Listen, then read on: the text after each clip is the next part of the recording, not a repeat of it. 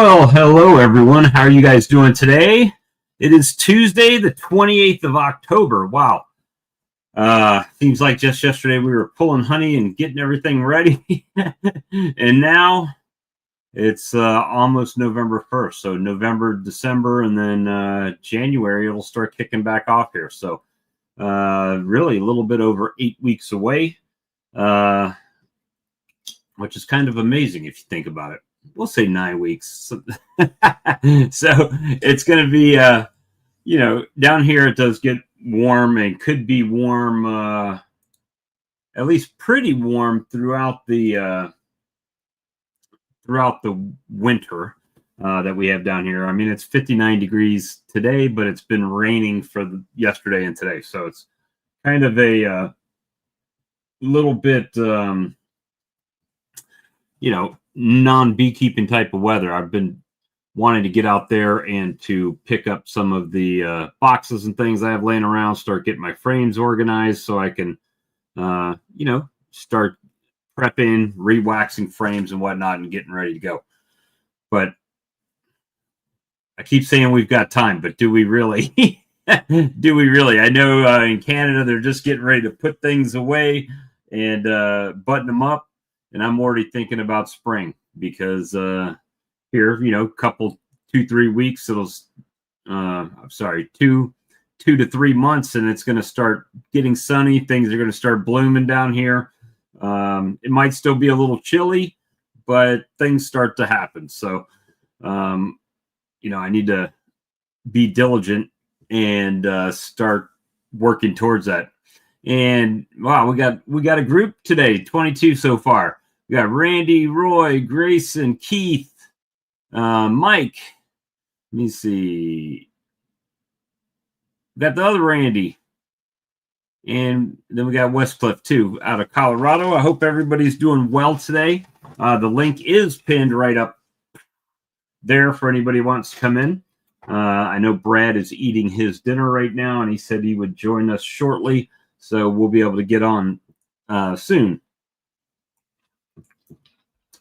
I did go to the Virginia Beekeepers Conference this past weekend as a vendor.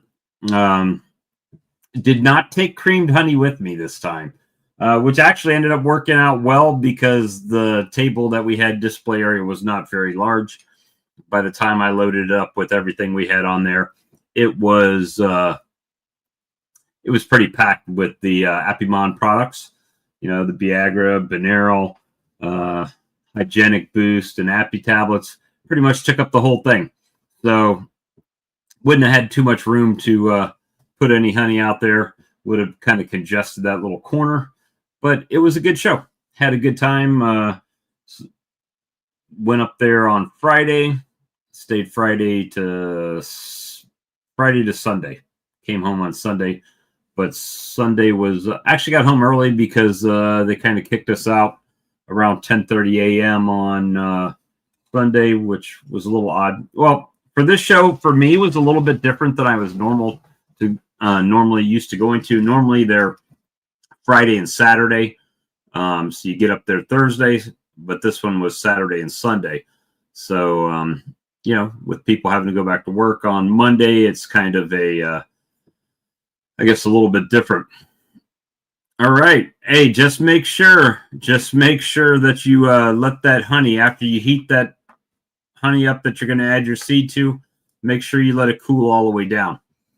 So otherwise you'll end up dissolving your seed. Ask me how I know. I actually mixed a batch of flavored today. I did a batch of peanut butter. And then I got a wild idea. So I didn't make a lot of peanut butter, like a dozen of them. But the 13th one only went about half full. And then I was thinking, you know what? I got half of a strawberry creamed honey. So I mixed the peanut butter and the strawberry. Actually, what I did is I took the strawberry that was finished on the bottom and put the peanut butter on top. So if you scoop deep enough, you'll get peanut butter and strawberry. So kind of a PB&J effect to it. So see how that goes when it's set up and finished. see how it works out. We'll see. It's a trial and error here, but yeah, definitely having a winter time is right here. We're less than a month to Thanksgiving, less than 2 months to Christmas, and then it's beekeeping season around here. So very interested. I need to get things straightened out. Hey, Darren, good to see you. And try to get things going. Guys, you know how I roll. If it stays a chat box stream, it'll be a short one. I'll tell you that much. So I know Todd's out doing his thing. Brad's coming when he's done eating dinner. The delay with the chat box makes it very awkward because you might say something in response to something, but then it takes a minute before you guys hear it, and then you guys respond, and then it takes a minute for me to hear it. Creates a bunch of dead space. But it is it's been a pretty good time as far as the the job. Definitely it's wintertime. I can tell that without fail. Yeah, it's hard to swirl them together, James, because when you start to swirl them, they kind of blend together. So it'll be interesting to see. I'm going to try to do it. And James is out in the bee barn. I would assume putting his bees up for the year, but maybe not. Maybe not. Been reaching out to a bunch of beekeeping supply places, trying to get set up there.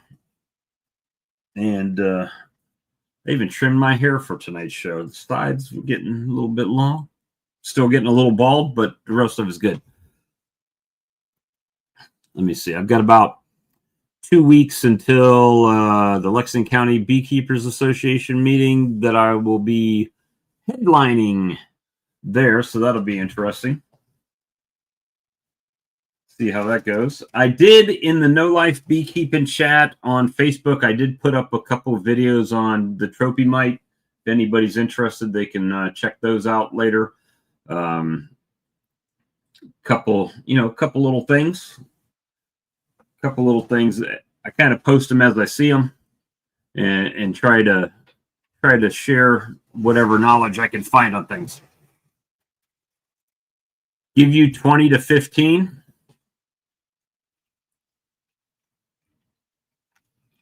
I'll see if I can keep it going that long. Let me swap out my Rogue while we're sitting here. I actually was asked by some viewer that said, man, I was expecting you to bring your creamed honey because I was looking forward to getting one. And I didn't. I didn't take them. Oh my gosh. It's a ghost right around Halloween. What's going on, man? What's going on, man? I haven't seen you in a while. What you been doing? Oh, living life. Busy. How's the bees? I think they're all right. I mean, what's left of them. Uh-oh. What happened? Oh, I mean, between last year and this year, I've lost 55 colonies over at the one property. I'm not going to point fingers, but I'm pretty sure it's just crop dusting. Right. So, well, the thing is that everybody the majority of the beekeepers that I've talked to had a big loss last year. Everybody. James. Well, it wasn't over winter. Huh? It wasn't over winter. Oh, I know. Oh, were they just kind of you went out there and they were dead type of thing? Every 2 weeks I go out there, there's another 2 to 4 hives dead. Every single time I go out there, it was 2 to 4 hives dead. And well, how many are you at right now? I think they're down to 9 there, and those I put 12 over there in the last month. So it doesn't matter. Like I use it for my overflow. Last year I had 35 hives there. I lost all of those, and then this year I had, I don't know, at least 24 plus. And then I took another, like I said, 12 last month. So they only start dying once you move them to that yard? yeah. Yep. Huh. I don't know what's going on. I thought it was my queen breeding last year, and that's what I blamed it on. Last year I kept saying, oh, my queens all failed. And that's just what I thought it was. And then what kind of crops are near there that they would be dusting? They're definitely crop dusting, because I watched the crop duster fly in. Now they're not on the property that so the guy that right, but wind blows that stuff all over the place too, right? Yeah, and he has a really deep lot. It's a beautiful lot. He's got like two big ponds out there, and the bees are on one of the ponds. And then he's got I don't know, it's called 100 to 150 acres. But it's pretty much kind of like straight back. And then beside him, there's a farmer that does the field on both sides of him and behind him. And I watched the crop dusting plane fly in and out there, but I don't know what's going on. Is there not a way? I mean, I thought I don't know how it is in your state, first off, but can you not register? They have to give you a 48-hour notice, but that's it. But 48 hours, I mean, if you got a job and everything, that could be pretty difficult. What are you going to do? You're going to go over there and tell your bees not to go out for the next, several days? Well, I mean, you would have to relocate them for a period of time before you bring them back. That would be the only thing I could think of, but that's a lot of work. And if you have a job, it makes it even worse, because then you find yourself out there at night trying to move bees, right? Yeah. So I'm just not going to do it, to be honest with you. It's just not. I'm just going to move. I've been at that location for 6 years, I think it is, and I have always struggled to keep bees there. Never knew why. And then, but they were back in the woods. So right. At this location, he has a couple oil wells in the woods. And right. So there's probably, I don't know, 40 acres of woods or something like that, or 30 acres of woods. And the trail goes all the way back to the woods. Well, my bees were back in the middle of the woods. And I had, I didn't lose that many bees there when they were in the woods. Just a few colonies a year, and never really knew why, but I just lost a few a year. But now that I've moved them up onto the pond, they're being annihilated. So last year, you think some of that crop dusting stuff could have gotten into the pond or something out of the groundwater from the oil well? No, the oil wells are back in the woods, which are swampy, and the bees love it. The bees love that swamp water, oddly enough. But it's funny, because the bees go to the nasty water instead of what you think, like clean pond water. Well, because it's got more minerals in it. Yeah, you see them in the pond or in the swamp water all the time. But anyway, yeah, I don't know the answer, and I'm not pointing fingers at anybody. I just, I got to move them, and I hate doing that, because the guy that owns the property, he is so nice about the situation. Like, it's crazy. Like, he to the point, he cleaned out his barn last year so I could move the bees into the barn. Right. But he does all kinds of stuff. Like, he tilled up 4 acres for me and planted buckwheat last year. So, I mean, I bought the seed, but he donated 4 acres and did all the seeding and tilling and everything. I mean, he bends over backwards for me. He does all kinds of, anything I need. If I need to move the hives, he pulls out his tractor and he's on it. You know what I mean? He's an older guy? No, he's probably the same age as I am, or close. Maybe probably 5 or 10 years older than I am, but he's not. I mean, of course, who am I calling old these days, right? So that's why I said older guy. I can't call nobody old anymore.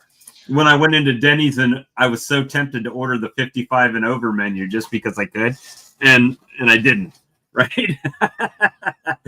Trying to hold on to the youth. I mean, how much honey do you figure you were able to pull this year? It was terrible. I only got a third of what I did last year. Which would be about how much? I don't know, 12, 1,600 pounds. Well, for me, I pulled right at 1,000 pounds, but I did it on 50% less colonies. And that's only 20% less than I did last year. So That definitely had the problems. I got zero honey from there, and I had roughly 24 colonies there the entire season. Now, granted, they kept dying, so it was right. only, I Uh-oh. just assumed or thought maybe the other bees would, rob them out and pack it away, but that didn't happen. Well, I mean, you just don't know if they're bringing something back from, let's say, the pond or something like that, that's killing them. If they're spraying pesticides in the air or dusting, it still floats with the air, right? Yeah. And it's pretty close to them, really, if they were to crop dust. They're not far from the neighboring field where they do crop dust. So it's a potential that could be like tainted that pond. Well, I mean, and they're on to the south west side of the pond. So they would actually get hit from the crop dusting before the pond would. okay. But I don't know. Like I said, I can't answer it. It's been a rough 2 years. Like I said, 55 colonies have died there in 2 years. Yeah, it can be frustrating, man. Just keep your head down and stick with it. I was thinking about you specifically, Jim, um, right? because, well, you kind of have inspired me a little bit. And, what has it been, 2 to 3 years since you've been coming on here? Oh, more than that. I started coming And on here when you started back while you were. yeah, it's almost 4 years now. No, it's got to be longer than that because you were with you and Lee, yeah, Lee were 3 years was this past year, so we're going into year 4. Okay, it seems like it's been longer. And when you came on and you said that you were planning to use the honey money and stuff for your kids' tuition for college, right? Kind of letting the honey pay it forward, so to speak, right? Yep. I've kind of started doing that as well. So what I've been doing is, as I sell honey, I invest that honey money into dividend-paying stocks. So I get a return year after year off of the honey money, right? So it's slow. It's in its infancy now because I've just started it, but I'm trying to roll that forward. And it works well as long as I don't need that money for something else, right? I can just do that. But it's better than nothing, right? Better than putting nothing forward. So that's kind of that's actually pretty smart because even with me with trying to raise money to help pay for the kids' college. I mean, obviously it's a small portion right now. If I get this contract that I'm working on, I've been working on it for 2 years, but if I get the contract to come through, it's 4,500 pounds a year. So that will be pretty decent. And then I'm already selling, 1,600 pounds a year. Hey, look at this guy. Howdy ho, neighbor. Howdy ho, neighbor. Look who we got here. Hadn't been here in a while. No, been hiding. Brad lives in a agricultural area. He may be able to give you some insight onto what was happening. He's got one out. I've been listening, and okay. I have no idea.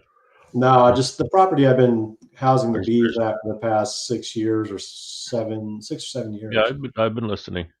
Okay. I don't have a lot of that around here, so I really don't have any experience. Ian might be the guy to ask. The crazy thing is my other I have three locations, and my other location is literally you can almost hit it with a rock. It's about 2 miles away. Don't get me wrong, not that good of a throw, but it's literally straight behind the property, 2 miles back. And I've lost 2 hives in 2 years, and then I've lost 55 at that location. But the other ones are not. You're not losing them over at the other yards. No, and it's 2 miles straight the other direction. So I can't say it's like it's not mites. because I have the same Regimen. treatment schedule for both of them. So how is it that I've lost two in 2 years at one spot? One was hive beetles, and the other one was just an abscond. I don't even know. But the this facility, it's terrible. Like I said, I'm lucky. I took 12 over last month. I've already lost 3. So, Well, you know, I think last year was bad overall for beekeeping in general. A lot of colonies were lost by everybody everywhere, right? There was nothing definitive that they could point their finger to and say, this is what killed my colonies. I mean, of course, the varroa is what everybody deduced, or viruses from the varroa. Or And when you think you should ask somebody how to keep bees alive, look at my apiary and you might think you should ask somebody else. it's the great unknown. You know, even James lost everything but one. yeah, that was crazy. That and was rebuilt everything. Yeah, right. I mean, Brad's last year was crazy too, where he put him in the shop and brought him back out. But at least he had justification. Did they ever come to James? James said he's going to be coming in a minute. So I'm just curious. I was just curious because I'd never heard what happened to his bees when he lost them all but one. So I know what happened to Brad's, but I didn't know. Well, more or less, you had said your treatment didn't work, right? That was the bottom line. Yeah, unexpected amatraz resistance. Yeah. By the time I found out, it was too late to do much about it. It's not even, and I don't want any companies to be suing me or taking anything on, but at this point, I would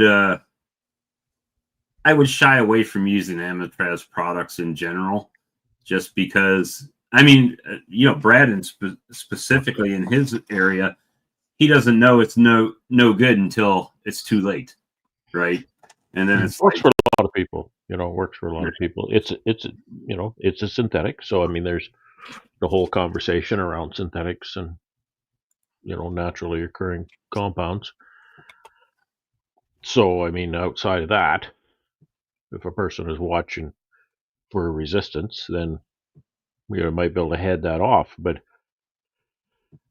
I don't know. I don't know how many labs around the countryside are doing resistance testing. They can do kind of field testing, which kind of gives them an idea, and then they do some genetic markers testing. Yeah, like I said, I know that's not my situation because I'm bringing the bees from the other location, filling in at this other location that's losing them all, and they die just as fast. Matter of fact, I bring them from 2 different locations, and the minute they show up, it's a death sentence. They're dead within a couple of weeks. So I feel bad because, like, you know, I know that I'm taking them there to die at this point. So I gotta get out of there. This is my last year. I've already notified the farmer. I've told him I can't deal with the losses anymore. And I've got last year and this year I basically got 0 honey from that location. This year I got 0 honey. Last year I probably made, out of 35 hives, I think I made 150 pounds or something. It was terrible. Why do you have bees there then? Well, that's what I said. After this year I'm done. He's just been so good to me. That was the thing, is it's like it was hard to walk away because he bends over backwards to help me out and does so much for me. Yeah, So I get it. It's tough to walk away from, but if you're not making any honey and your bees are dying, yeah, it took me exactly one attempt at the chestnut orchard out there, and it's a grove, not an orchard. Sorry, misspoke. Chestnut grove, and I couldn't get those bees to grow at all. Not at all. I mean, they were dying as fast as they, you know, as I would take brood and try to stimulate them to grow or whatever. I was just taking good resources and putting it out there and dying. And when I went out there and there was 1 hive left out of the 5 I tried to put out there, I picked that hive up with the empties and brought them all back to the main yard and put them back out here. Well, he's asked me to put him back. I mean, he's like, because I told him I was pulling out. He said he asked me if I would move the hives back into the woods again. because they did well, well back there for 4 years or whatever, 5 years. But they really didn't. They only 50% survived the winter. I had a real bad survival rate in the middle of the woods, and I'm not sure why that is, but the survival rate was really low. The ones I have out on the field's edge at my other 2 locations, I don't have I have almost 100% survival rate for the last 3 years. I think I've lost 1 hive in 3 years on the other 2 fields. And that property, like I said, I've lost 50% every year over the winter. And then the last 2 years, since I've moved into the pond, I've lost 100%. So, I could move them back in the woods again, but they didn't really produce that much honey. I mean, it was like 25 pounds a hive, and then I lost half over the winter. I'm like, this is pointless. So, I mean, it's the pond. The pond is a death sentence, but I don't know. It's one of those things. I'm setting currently somewhere around, I don't know, 50 colonies, might be 46, going into winter. By the time I've got 6 hives, I'm going to actually combine, and I'm going to try something different this year I've never tried before. I took, because I really didn't care, I took the queen excluder and I put it on top, and I set the other hive on top of them. And all 3 of them, or 6, however you want to say that, 3 sets, they didn't kill the second queen. They've allowed the second queen to live. So I made a screen to put in the middle of the box, and I'm going to, instead of having them stacked top to bottom, because obviously that would be a problem come winter, I'm going to put a screen between the 2 of them and then stack them side by side in the same box. So was there a viable colony up top with brood and everything? Yeah, both of them are. They're just young. They're nukes. I just we do that in the spring. We come out of winter with a few weaklings that, and you have to identify why they're weak. Are they just weak because they just don't have enough bees to rear brood in the cool weather? So if that's their problem, that's what we do. We'll use newspaper for safety, but that's exactly what we'll do is put a weakling on top of a strong one. Well, the bees naturally equalize themselves. Yep. It seems to me 7 to 10 days, and you got 2 nice colonies. Of course, it pulls down the bottom one, but it turns the top one into a nice colony. I made 16 new queens in September, which I wasn't going to do, but I was like, I had the surplus after I had harvested late this year. Or I'm sorry, I harvested August 1st. So the second week of August, I took all those surplus bees and I split them because they weren't in the hive anyway. They're bearding and everything else because I slammed them down after I harvested. And I demerayed this year, all my hives. So I had these huge hives, like 80,000 bees in those hives. It was crazy. But I took that surplus and I just set them off the side with some brood, and they created a queen. I had out of 6, or I think I put like 17 or 18 out there, and 16 of them mated successfully. Well, the bigger ones I've already swapped out. So some of the older queens, I just got rid of them, and then I just put those younger queens in with them. But I had 6 left over. Well, they're too small to make it through winter because they've only started in really in September, right? Because you have about a month or more before, what is it? I have to do the math. What is it? 16 and then another 24 days, 30 days before, at least, if not 40 days before their first brood emerges. Is that right, Brad? My math is off today. 16 days for the queen. How many? And then you got about 10 days before she gets mated fully. Yeah, that mating time is highly variable. Variable. Yeah, and then 24 days for the next brood cycle. So somewhere in that neighborhood. But the point is it was middle of September when she started her first brood cycle. So those 6 are really small. They're like 2 frames, 3 frames each. No There's word no of a way. lie. I've done the math on mating, queens mating here in July. I've seen them mate and lay in 2 days. Like seriously, it's astounding, and that's after emergence, right? Yeah. And I can't believe my eyes, but that's exactly what the brood pattern shows me. I'll introduce a virgin and come back in a week, and I can see 6-day-old brood, Right. and Yeah, but then by the it's time like, they fully cycle through, though, you're another 24 days out.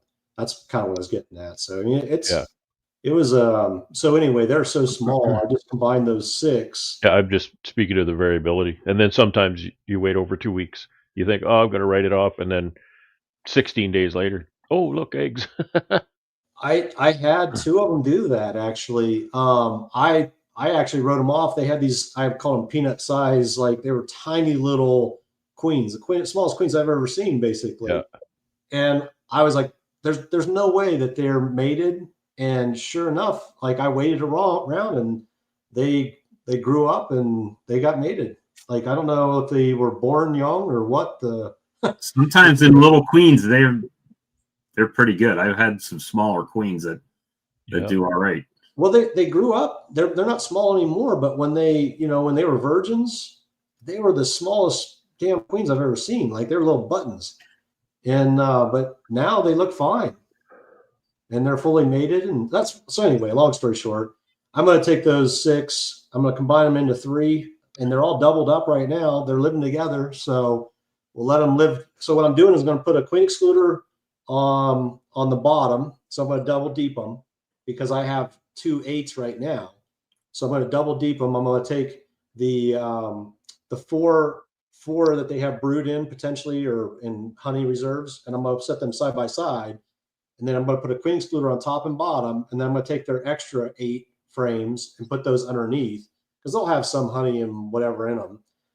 And I'll put those underneath, and then so I'm going to put a queen excluder on top and bottom, and then I made a screen between them so the queens don't sit there. Just know you might lose that bottom colony like that.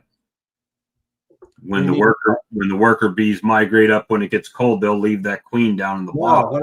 What I'm saying is I took a screen and put it in the middle.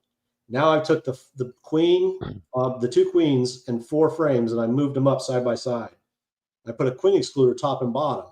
So now those queens are stuck in that top box. There's a queen excluder on top because I put, I call it a top hat, but you call it whatever you want. I put a feeder shim on top, and then I have where they go up in top and they can eat the fondant. Oh, okay. I thought you were saying you put nukes over top of another colony that was already. No, every one of my colonies, since I started doing this, I've had 100% success rate of overwintering them. I take basically a deep box and I cut it in half. So it's like, basically 4 inches deep. And then I put a piece of plywood in there and I drill 2 holes in it where I can put the fondant.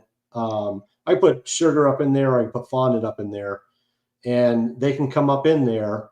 But the benefit is that I don't insulate anymore. I don't put any. I've tried everything. I've wrapped hives. I've put foam board around them. I've done everything you can think of, basically.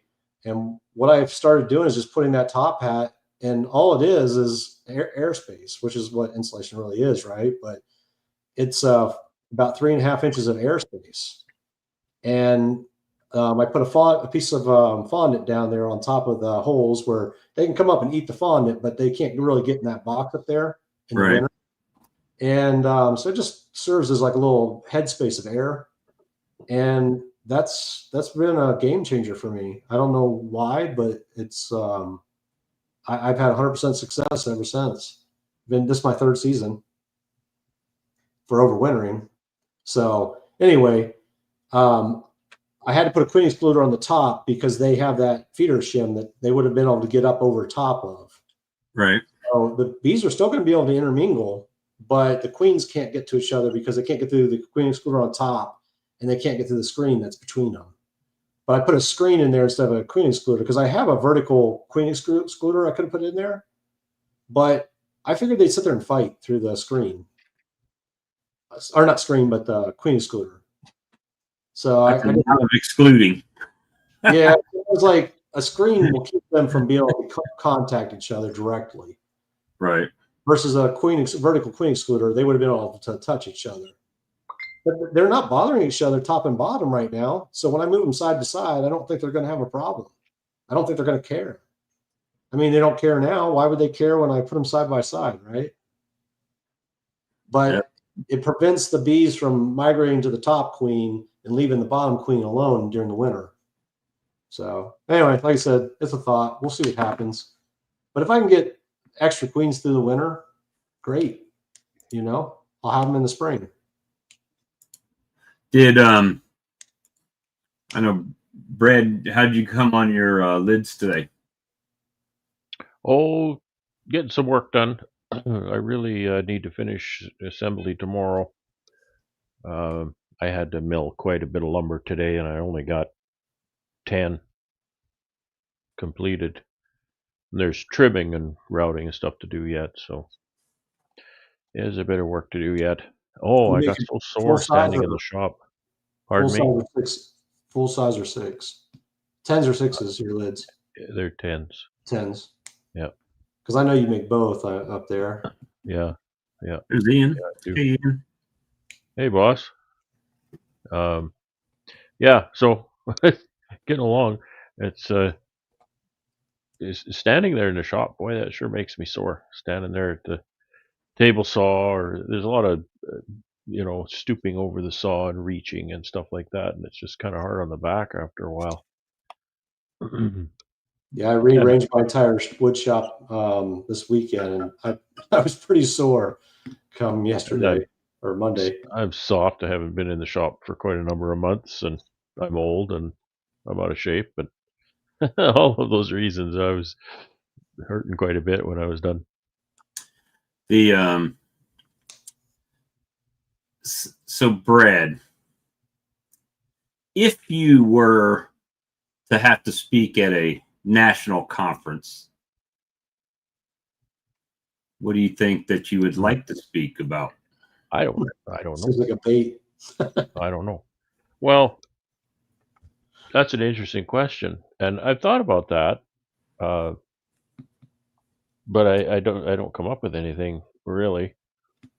I've never really put together a presentation on any topic, and honestly, I don't know what anybody would want to know that would I be keeping in my head. Well, we've got 61 people watching. We could ask them. Let's ask the chat. Let's see. Maybe I can put up some sort of poll. If I were to be at a event, we'll say a national event. Well, whatever kind of event, basically beekeeping, I guess, is what it would be. What would you think? Like, for the people who kind of, I guess, have been watching my channel a little bit and they kind of see what I do and things I talk about and whatnot, is there anything that you think you would find interesting? Any topic that you would find interesting that I could talk about? Because I don't, honestly, I'm kind of. I kind of agree with Mike Berry a lot because he always says, it's not a how-to. It's because it's a vlog, right? It's just this is what's going on kind of a channel. Is there an option? My channel. Is there an option for people to, on the poll? Is there an option for you guys to add an answer on that poll? I'm curious. I don't see. I have to say, this sounds like an Ian question. Ian's done a lot. Maybe he could spread some wisdom on that. Yeah, I could ask Ian. Okay. So the only option, let me try to set this up differently. Oh, okay. So we're starting to get. Russell says marketing strategy. I thought it would let you put in like opt in and answer, but apparently it's not allowing that. let's see. Let me try this Marketing again. strategy. That'd take 5 minutes. Sell honey. Yeah, just sell it. Just hit the bricks. You know, I was just thinking about this the other day because I'm in the process of trying to get some new establishments and stuff. And if you do basic math, like just really basic, right? And I never really thought about this until just this last week. If you can sell 10 bottles a month and just round number, and you're selling it for $10 a bottle, you know, that's $100, right? Easy math, right? But if you can get 30 shops to sell 10 a month, just like we were just talking about, so now you got 300. But if you can, lack better, upsell that where you're getting 10 bottles a week, that's a game changer. Now you're compounding this math, you know, I mean, the compounded Now you said 10 10 a month. a week. You said 10 a month at the beginning. You said Yeah, 10 a month, so mhm. that's 100 a month. And then you said 30 is 300. It's 3,000. 3,000. 10 a month with 3 shops would be 300. 10 a Oh, month yeah, with you're 30 right. shops would be 3,000. I guess what I was getting at is the point of it is just if you're, yes, you're right. What I was just getting at is like the difference between 10 a month versus 10 a week. If you can upsell that much, I mean, the math compounds dramatically. I mean, you're talking that's 15,600 pounds. If you're selling, if you have 30 shops and they're selling 10 a week, which 10 a week on some shops doesn't, I mean, that's probably not much. I mean, I don't know. You'd be the one that Really depends. yeah. Sorry. I'm finding that the bigger it's the independent grocers. Hey Mike, it's Hey, the how you independent doing? grocers that I appreciate most because there's far less red tape. You know, But is 10 a week a normal for a shop? Is that normal for you? well, it depends. I have one or two that maybe sell 10 a year, Oof. right?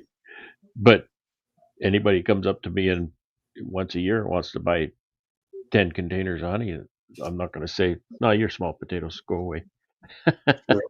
Right? Yeah, I have three Uh, shops right now, but there are I have two wineries and another shop, and they're selling honey, and I'm not complaining about it. It's just not nearly what I need. What I need is 30 of those, you know, to be doing well. yeah, yeah. I don't And then, have my volume per kind of per establishment in my head, really. Just kind of anecdotally, I just think about how often I go there, sort of thing. gotcha. But yeah, if I were to sell 10 units in a store, how long would that take? Because I'll go to a store and I'll leave. Sometimes I'll leave like 48 units in a store. Like that'll be one of each of my 4 SKUs, like a case of each of my 4 SKUs, and that could take them 6 weeks, maybe. So I don't know what's the math there. That's 8 a week. So it's 8 a week. So that's That's close. But yeah. that would be one of my better stores, to be honest. However, you're producing a hell of a lot more honey than what a lot of people in the US are producing. The average guy, you know what I mean? I do produce more than the American average, but not as much more as the Canadian average, Right. Yeah. Like right? Ian per hive is producing like 300 pounds, something insane, Yeah, versus Ian I'm Ian will producing like, produce 2 to 3 times as much on a yeah, colony as I'll produce. I'm producing like 50 pounds per colony. Yeah, yeah.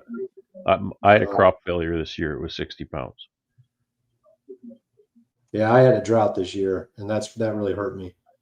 Matter of fact, if I would have pulled off the honey off early, I probably would have made 80 pounds. But we had a big drought, and I didn't want to pull the honey off and starve them and have to sit there and Yeah. feed them. So I let them consume a lot of the honey. So they probably ate 30 pounds a colony. You got one answer to that question, Bob.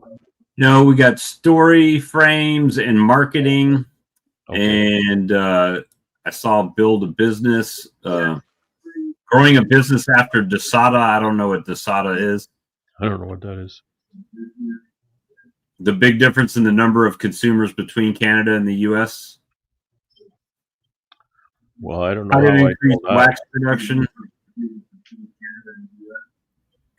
That's one thing. I tell you what, I'm amazed how much wax like Ian produces. I cannot produce wax.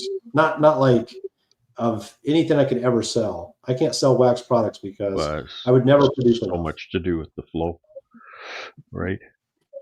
Yeah. Like his flow is so incredibly intense. Here's an idea of the intensity of those flows. I have a friend who started beekeeping shortly after I did, and she at the first few years of her beekeeping, she bought a lot of equipment from me, and mostly frames and comb. And she was buying some drawn comb from me, and we really worked together on it because she runs all mediums. So I would specifically draw medium comb for her in season one, and then she would buy it for season two in at her place. Hmm. And I stepped her through the math as I see it. I said, "You're not gaining anything buying this comb. They say it would take so much honey to make a pound of wax, all this kind of stuff, right? So basically, it's a wash. It evens out if you're going to the price of the drawn comb that you're paying really is the honey that it's going to take to draw the comb." And she said, "Yeah, I know that, but here's something that you don't get because my forage is very different because she sits on big canola fields like Ian, right?" And she says they don't have time to build the comb. You lose production. Mm. That flow comes in so fast that they can't build comb fast enough to store it. So you miss out. Yeah, I've only had And one. I was blown away by that. Yeah, I've only had one season out of 7 seasons where I've had. It was the year that they produced. Must have been a natural soybean. I had harvested it and I put all my wet supers back out on the hives just for them to dry them out. They filled every one of those supers in 2 weeks. There was almost, I had 2 and 3 supers on every colony. There's only 24 colonies, but I had 2 and 3 supers on every colony. They filled it in 2 weeks, which took them almost from beginning of or middle of March all the way through July, the second week of July. It took them to fill those supers, and they didn't even fill them all the way, and they filled that same amount in 2 weeks. It was insane. It's only happened one time ever, and the only thing I can contribute it to is the soybean, because it's not happened before or after, and they're all in the same spot. So it has to be that they used a different soybean that year, because I typically get nothing from soybeans. What's going on in Mike's world? Oh, Same thing? I had a bear hit me Saturday night Oh, no. at the house yard. Tight residential. I've had bees here 9 years and never had a problem. Wow. How bad? Flipped 14 nukes and toppled 2 big hives. I think I lost 2 nukes. Buggers. Yeah, Sunday was and of course I've got them scattered all over the yard. So it was 3 solar charges, 3 fences. I got equipment on the lawn. Had to go around my freaking lawnmowers, my backhoe with fences just to get, because I had bees all around them. And then I had one still in my driveway, the one that swarmed into the back of my car this summer. And he got that last night. So I woke up this morning to go out and head to work and got my ass pretty well tattooed by stingers. Yikes. I put it back together and I took it, put it in the truck tonight and brought it to another apiary. I'll have to go through it and see if there's a queen. So, Bob, I know you have a rule that if you don't have your video on, you can't come on the stage. My video here. is on.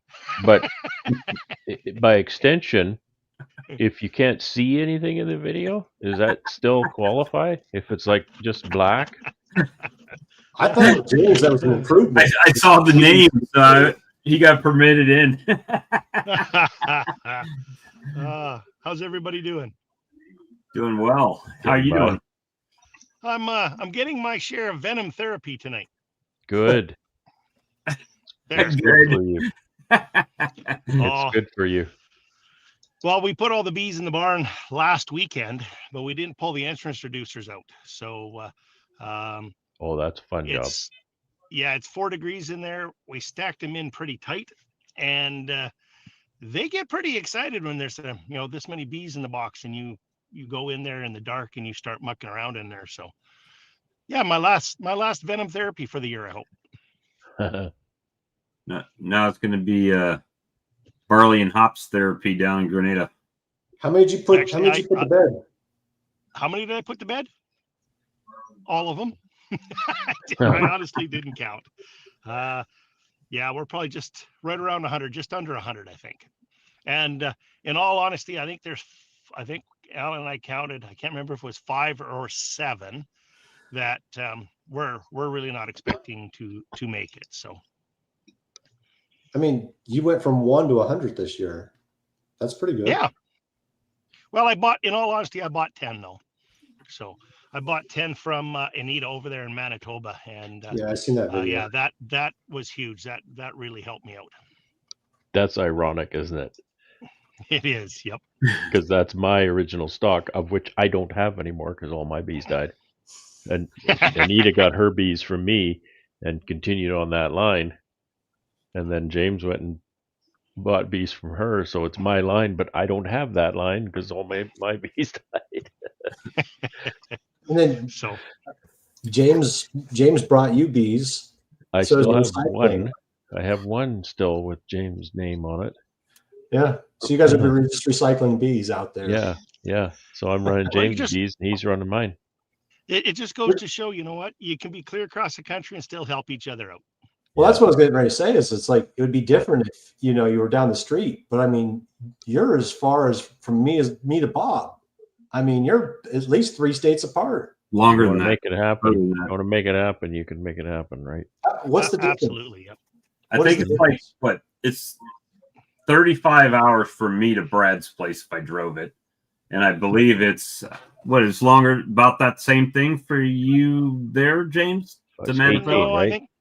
I think we figured out it was just over 18 hours. Yeah. 18 to here. Oh my God. I can get to California almost in that amount of time. Yeah. Wow. That's all way drive. harder than I thought. Is the so here's a question for you guys. Somebody asked in the chat a little while back about feeding. I fed some. How much do you guys we'll talk to the Canadian guys there first, because theirs are going up already. How much do you figure you fed per colony on average? I can tell you exactly. So we filled the pails 6 times. They're 1 gallon pails. So I got about 6 gallons of 2-to-1 sugar water in each hive. Now, to that, I'm going to say I fed them until they would take no more. And because I started feeding early, they probably used a portion of that, just to kind of sustain themselves. Now, I also pulled the pails off early to make sure that everything that they had in there was capped. So I don't know how that turns out to what you did, Brad. Well, I just kind of follow the same recipe I've been using for 10 years. And by the look of my apiary, maybe I should change things up. But it typically the math works out to about a half a gallon a frame of 2-to-1.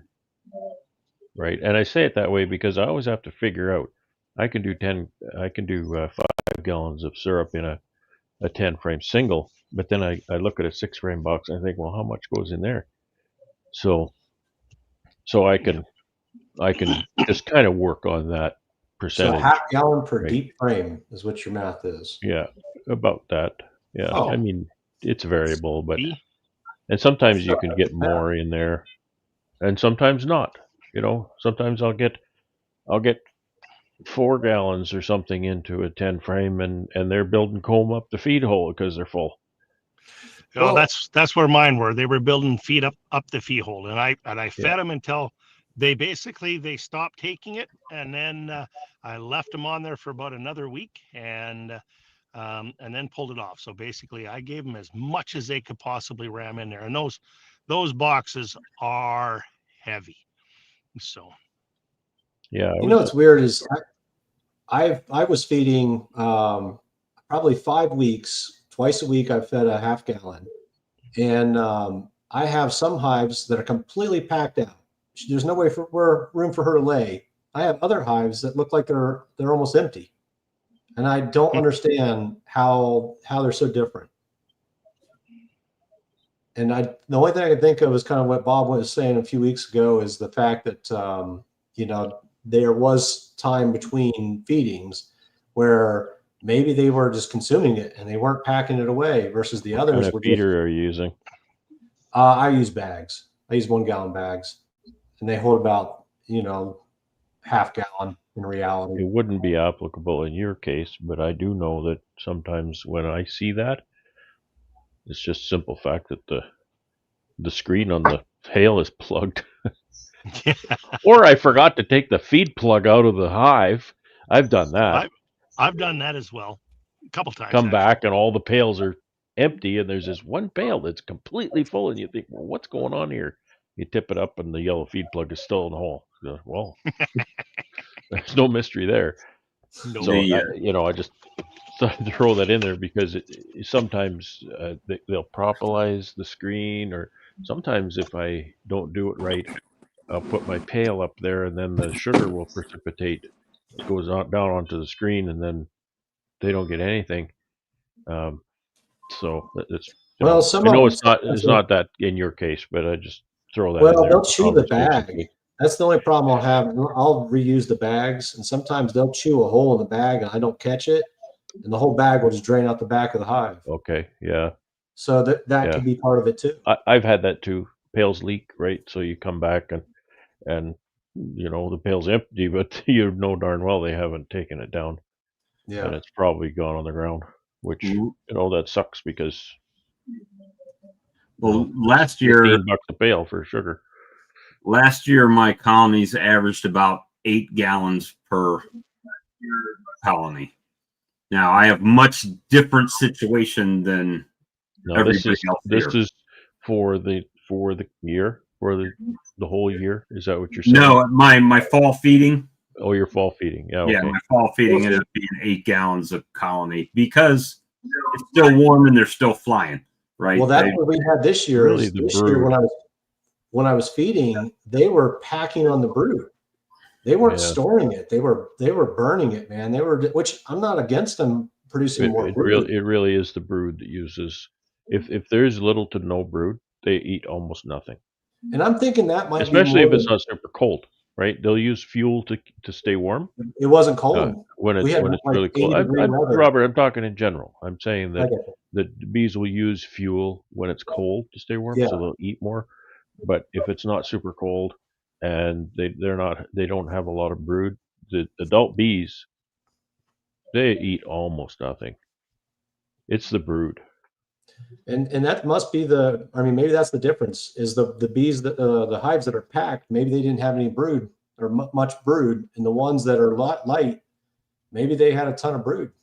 Well, if I'm feeding my bees and there is quite a bit of brood, they're not going to backfill those cells, right? So they're not able to take it down because they got nowhere to put it. And then if I say I stop feeding them, and then the brood emerges and they have these empty cells, they've got nothing to put in it because I've taken the feed away. So that's why I went through. When did I go through those colonies in my apiary? It was a little while ago now, and I saw quite a heavy presence of brood in them, and I was a little concerned because I was thinking, well, they got to put their feed away. They need to get rid of this brood.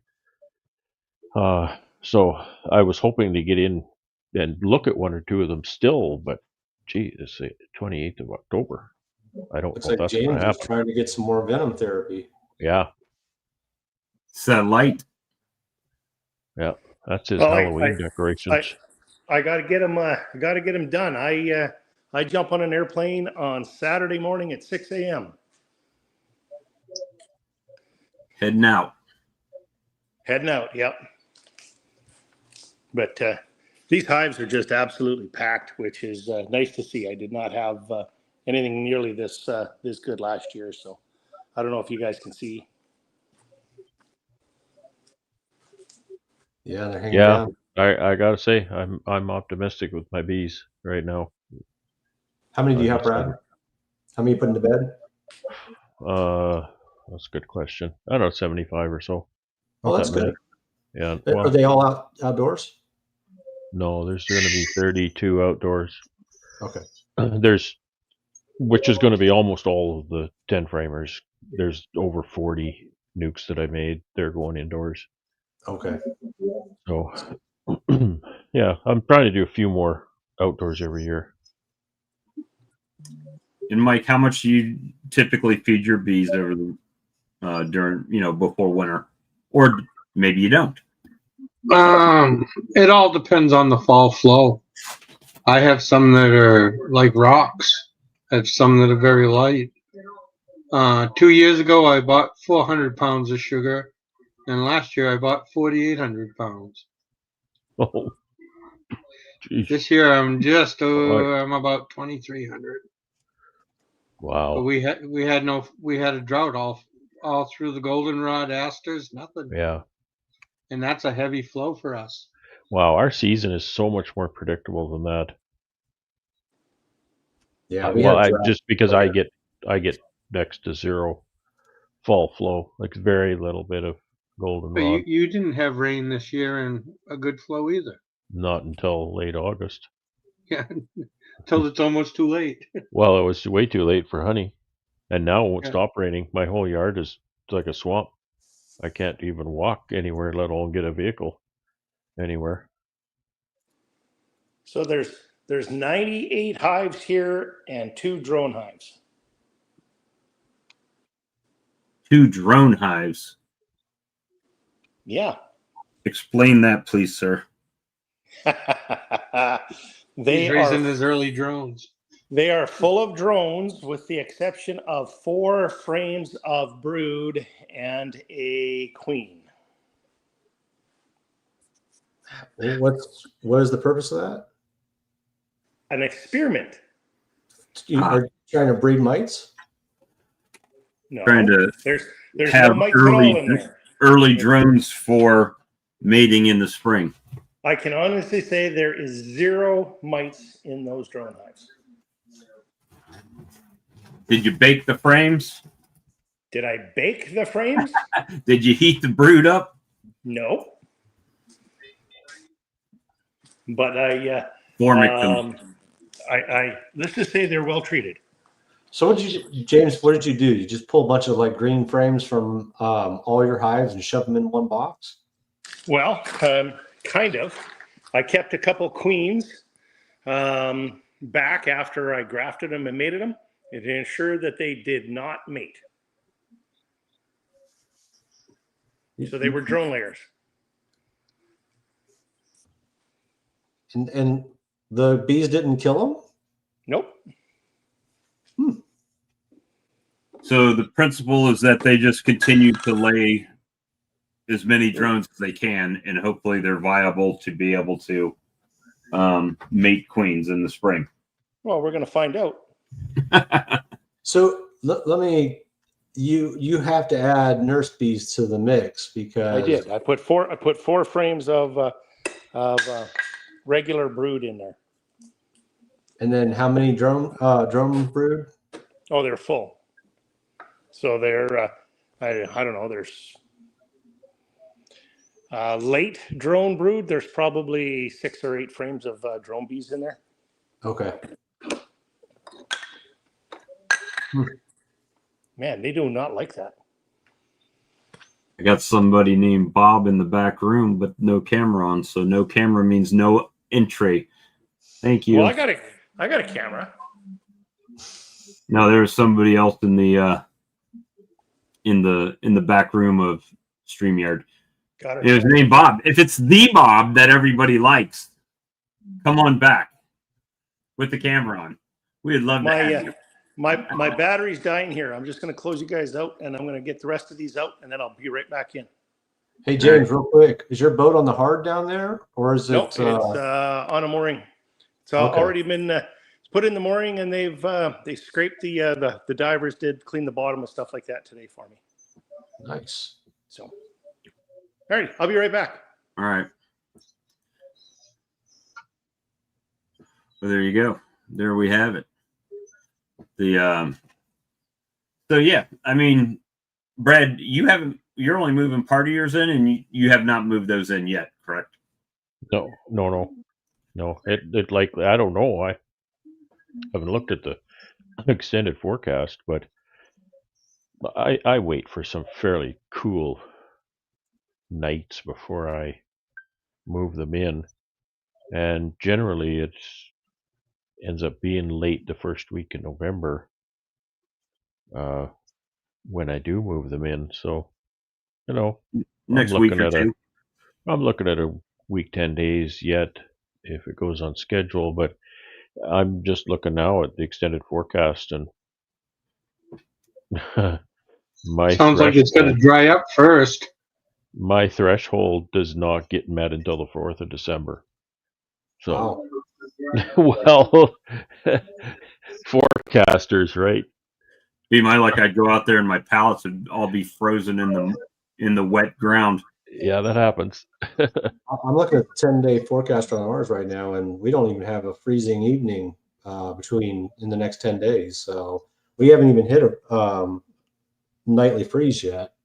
I mean, truly, it's going to be in the mid 30s, but we haven't hit a freezing temperature yet, which is good.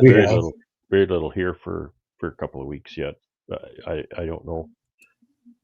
I don't know if it has anything to do with that big storm down there. It seems to me when those big storms come up that it actually disrupts the weather for a long, a large area. And when we get, because we've had some strange weather, it's been overcast, but fairly windy from the south, and that'll bring the temperatures up. So we've had some pretty nice warm days lately, but a lot of rain and overcast, but warm temperatures at the end of October. So it's kind of weird. Yeah, you think if it's going to be warm, it'll be nice and sunny, but no, I haven't seen the sun. Didn't you have a little bit of snow by this time last year? Oh, we often have snow we always have snow by Halloween. So yeah, I was going to say, I thought last year you had about this time you had snow on the ground. Like, it's not looking like we're going to have snow by Friday. So it'll be highly unusual that we don't get any snow before Halloween. What? Oh, wow. That's the peanut butter and jelly. It looked like meat in the bottom of that. Yeah, it did. So we'll... Bob, if you're talking, we can't hear you. Forgot I muted it when I got up. Yeah, it's peanut butter honey on the top, peanut butter creamed honey, and strawberry creamed honey on the bottom. Yeah. Oh, I got a question for you. What is your average size jar or container that you sell for creamed honey? Because I've got to order all new bottles. Actually, I got Friday. I'm picking them all up. I know you don't use traditional honey jars for your cream honey anymore. But what is your average? What are those? These are 6-ounce jars that hold 8 ounces of honey, right? 6-ounce jars hold 8 ounces of honey. Okay. Yep. Only in America could a 6-ounce jar hold 8 ounces of product. Well, 6 fluid ounces or 8. That's exactly what I'm saying. 8 ounces. Pick a different word. I was actually looking at that. About 10 ounces, right at 10 ounces of honey. See, that's what actually. At least metric, they use a different word for volume versus weight. Yeah, milli something, centy something. There's milli and centy and everything. It's liters and kilograms, my friend. I was looking at kilograms, centigrams. No, there is no centigram. There is a centigram, it's just not really used. I was just trying to figure out what size to do for creamed honey if I end up doing creamed honey. Well, first of all, this is what Kevin uses, right? This thing at Bee Bum. So I ordered some. There was 240 containers for $49.99. So that's about 11 cents a piece for, not that that's the big thing, but it's much easier to use a knife to get this out of here than to get it out of here. Yeah, but I need to be able to put it on a shelf. Oh yeah, I can stack these up pretty well. I mean, like, it needs to look appealing on a shelf. Well, I wasn't going for appealing when I did this one. I was going to what would happen if I mixed two different cream honeys together. It sounds amazing. See what would happen. So the way, I did the strawberry earlier. That's and then I added the peanut butter after. So the bottom is set up more than the top is. So it's more of a soft set in the bottom than the fresh stuff I put in there, just to see. I don't know. I'm experimenting. I didn't create my own tool to swirl it together like Kevin did. So I'm just trying to figure things out. I'm actually looking at a just a 3-inch label to go in here, and then this is only about, I don't even have to know about, I can do it exactly here. This is, all right, get my tape. Texas beekeeper, it's hard to get your tongue in the honey jar. Probably needs about 1-inch strip label around here. So Your other one, what size label are you using on that one, Bob? Do what? Your other jar you had, the actual glass jar. What about it? What kind of label are you using on that? Avery 2x3s, I think. 2x3. Yeah, and then the top only gets my logo with the. Can you share that again? 2x3. Yeah, what's the top? 2x3 on that. Okay, and you used a round label, and the flavors on the top. Yeah, I put the flavor. That's a peach. I put the flavor and my logo and creamed honey on the top, right? Nice. But I was going to that one, but I'm starting to like my basic label more. It's not on there straight, so you know that. But it's just a little bit cleaner look to it. And that, would you mind posting that label that you use? The two size labels you use. I need to order that stuff. Okay, so I'm lying to you. It's a 2x4 label. Okay, 2x4. 6528, and the round one that I'm using for the top is a. This is, well, this one wasn't by Avery. It's 1.5 inches, and it's a. The Presta 94506. Let me see. I'm sure. What'd you say it was, Bob? The ones that I bought, even though they say Avery, they're compatible, but it's by a company called Presta. Let me see if I have. But what's the number on it?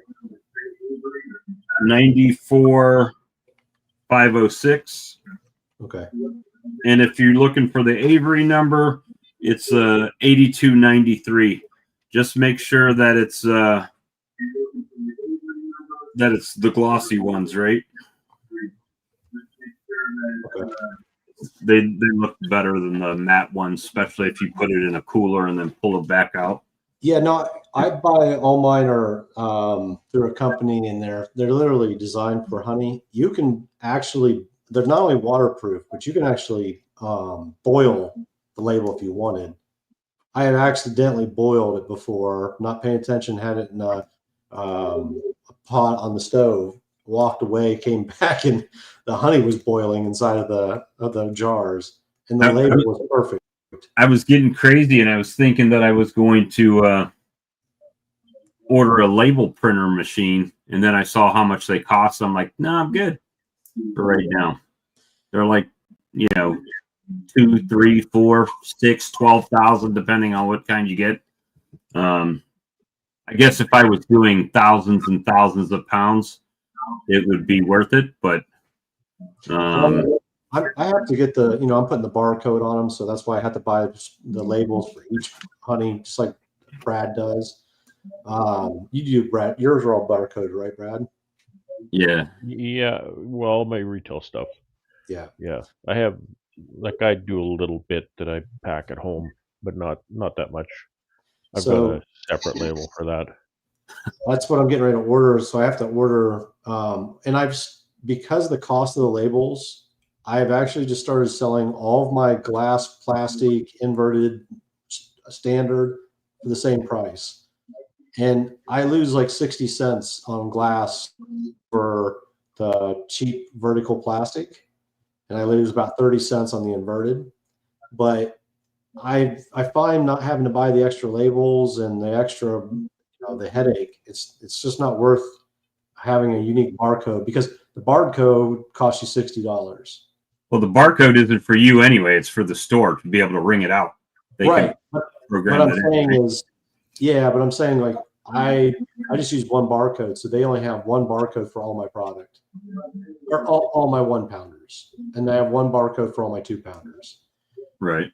The thing is, the reason why my wife's kind of gotten on me, she's like, why do we sell different, why do we sell inverted versus upright versus glass? And I agreed with that, but at the same time, I have clients that come to me just because they're glass, especially if they're at wineries. They like the glass. Well, But I mean, the average person wants plastic. The average person, mom that's giving it to her kids, she wants a plastic squeeze bottle. well, So go ahead. For me, I mean, you're obviously in the winery is probably like a gift shop, right? So that's more of a high-end type of thing. For me, I got country people coming to my table for the most part. Yeah, they're going to buy plastic squeeze bottles. Most of the time, I mean, I just tell them, I said, look, if I go down and buy glass, it costs me about $1 a bottle. Doesn't matter what it is, right? It's $1 to $1.25. You get the cheap ones. If I give you a plastic one, it costs me about 50 cents with the tamper-proof seal and everything, and it's lighter, and I can get more at one time. So I have never had anybody say they didn't want to buy my honey because it was in plastic when they come out here. Now, they can always buy the pint jar, because the pint jar is the only glass that I sell. You'd be surprised, honestly, how many people, even though I charge the same exact price, you'd be surprised how many people still pick the plastic bottle. I'm selling, I would say 60 to 70%, probably 70% are in plastic. And then the extra, 30% are in glass. So that's why I don't worry about it too much, because it's such a small percentage that I'm losing that 60 cents on, but I may not have made that sell if I didn't have it in glass. So I have a question for you and a suggestion, and there's a lot of information I don't have, so you'll have your reasonings. However, in general, if you've got, say, a 1-pound container in 3 different SKUs, like you get, like you're saying, you have a glass, you get 2 different plastic bottles, whatnot, and your containers are costing you different money. I get it 100% that you want to keep, a 1-pound container. This is the price. So instead of saying, well, I lose 60 cents on this and 30 cents on that, just sell them all for the higher price. Well, yeah, add that in, and then the one that with the cheaper container, you're just going to make 60 cents more on. Yeah. And I'm getting rid of originally I started out with all of the uprights. I'm getting rid of those. So now I'm only going to have 2. I'm going to have inverteds, and I'm going to have glass. But you see what I'm saying, right? Yeah, absolutely. Is to take your kind of your most expensive, like, give away all my secrets, but my pricing is based on my creamed honey, because my creamed honey costs me more, right? I have my buddy cream it because he's really good at it, and so I pay him to cream it, right? But the same size container of liquid honey, same price, right? So technically, I'm making a little more money on the liquid honey, but I get that back because it's a little more difficult to handle because I deal with granulation with liquid honey, so I have to manage that, and there's more work to that. Creamed honey I love. All I have to make sure with the creamed honey is don't get it too warm, right? Make sure it stays in a room temperature or cooler building. And creamed honey is awesome. I can go grab 10 boxes of creamed honey if I want. I can't do that with liquid honey because I have to make sure it's ready to go. Now, So I don't know if yeah, I you, am making more on the liquid honey, but it's more work. I At don't this know if you point, I know- wish I could cream all my honey. Yeah. I mean, creamed honey, regular honey crystallizes. Creamed honey is already crystallized. That's the Right. whole point. Yeah. So So the new thing is I'm selling one bottle of I call it spicy honey. Everybody else calls it hot honey, but to me, hot honey's not hot, so I call it spicy. So it also helps me communicate with the customer that, because a lot of people think because it says hot, it's going to be hot. It's really not spicy. So anyway, long story short, I'm selling one bottle of spicy for every 2 bottles of regular honey right now. And it sells good. It sells really well. I It mean, even for me, I sell a lot of hot honey. Well, that's what everybody calls it, like you said. But I call it my fresh pepper honey, right? Yeah. I sell a lot of it. Some comments But there. I'm I actually- just want to comment on that plastic containers and decrystallizing. I decrystallize plastic containers all the time. I do too. I mean, yeah, you can't put them in there are water. limitations. I just There are put them in my limitations, warming cabinet. You have to put them in a warming cabinet. But just with a thing you don't want to do with any container, specifically plastic, is microwave, because you've got hot spots, and it'll heat a spot on that container and it'll burn right through it. And you also have I don't know if you've ever peeled off the little label on the top that's reflective, which Yeah, it's metal. which microwaves don't like too much. Nope. So These are funky things. I've done it, but I kind of do it only in a pinch, like somebody's coming and for some reason I didn't have one of those ready for them. But I do it kind of like I'm warming a baby bottle, like 10 seconds, put the lid on, shake it, 10 seconds, put the lid on, shake it, and just rinse and repeat until it's good to go. Yeah. Bob, on your creamed honey. So I'm thinking about. I've had a seed sitting in my cabinet that I did like 2 years ago, and I've never got around to making it into producing creamed honey. The seed is really nice, but I've never actually done the creamed honey yet. But if I was to start doing that, and with the food cottage laws, I can't flavor it. Just like my hot honey, I have to sell that myself, or I have to put a label on it that it's produced in a home kitchen. Right. Honey, I don't have to do that with. But I was just wondering, when you cream honey, it's just considered honey, right? It's not. It doesn't fall underneath the. Right. It's just crystallized honey, plain. Just honey. It's just honey. Yeah. Okay. So I won't have to put like produced in a home kitchen kind of thing like I do the hot honey. I don't live in your state, so I could be leading you wrong, but I would say no. Now, if you add flavors or anything, then possibly, right? That's Yeah. It specifically says anything you add flavors to, but I wasn't sure about creamed honey. In my jurisdiction, it's a requirement for me to state liquid honey or creamed honey on the label. If I like when I'm selling in a store, because the store label is regulated. My direct sell label is far less regulated. Oh yeah. I mean, I have to have the calories and whatever on the back, but I was just referring to. No, you're asking about creamed honey, so that's what I'm talking about. Yeah, no, I was just wondering. So in my jurisdiction, which is not only a different state, it's a different country, Right. that I have to say creamed honey or liquid honey. Yeah, we they would want have us to to do do the that same too, thing but- here in Alberta, Brad. Yeah, I think it says we have to do that too, but I was just wondering if it's considered modified. That's all. No. No. It's Joke's on considered them fall. though, because that jar of liquid honey is going to sit on the shelf in the store and it's going to granulate. So now you've got a jar that says liquid honey and it's, well, is it creamed honey? Because creamed honey is just granulated honey, right? I see. I what you're So saying. what is it? I gotcha. So But I don't like to let I'm in my my truck, liquid Bob, honey and sit on there. I was gonna say I'm in my truck, Bob, and it's dark, so I just shut the camera off rather than looking at a black screen. All right. But the But I really like how you put the label on the top of yours, Bob, because that's 100% for me. yeah, Because because I would only need one label for the front, and that's kind of the problem I'm running, or that's where this whole thing came from. Is I was getting ready to place my order for my labels, and right now I'm sitting at I need 5,000 labels, but I need 500, or I'm sorry, I need 1,000 1-pounders. I need 500 2-pounders, 500 3-pounders, 500 spices. But then I was thinking about doing the creamed honey, and that's kind of where I was going with that. Is I was trying to figure out this whole label. so my creamed honey and my hot honey all gets this label, and the only difference is the top label.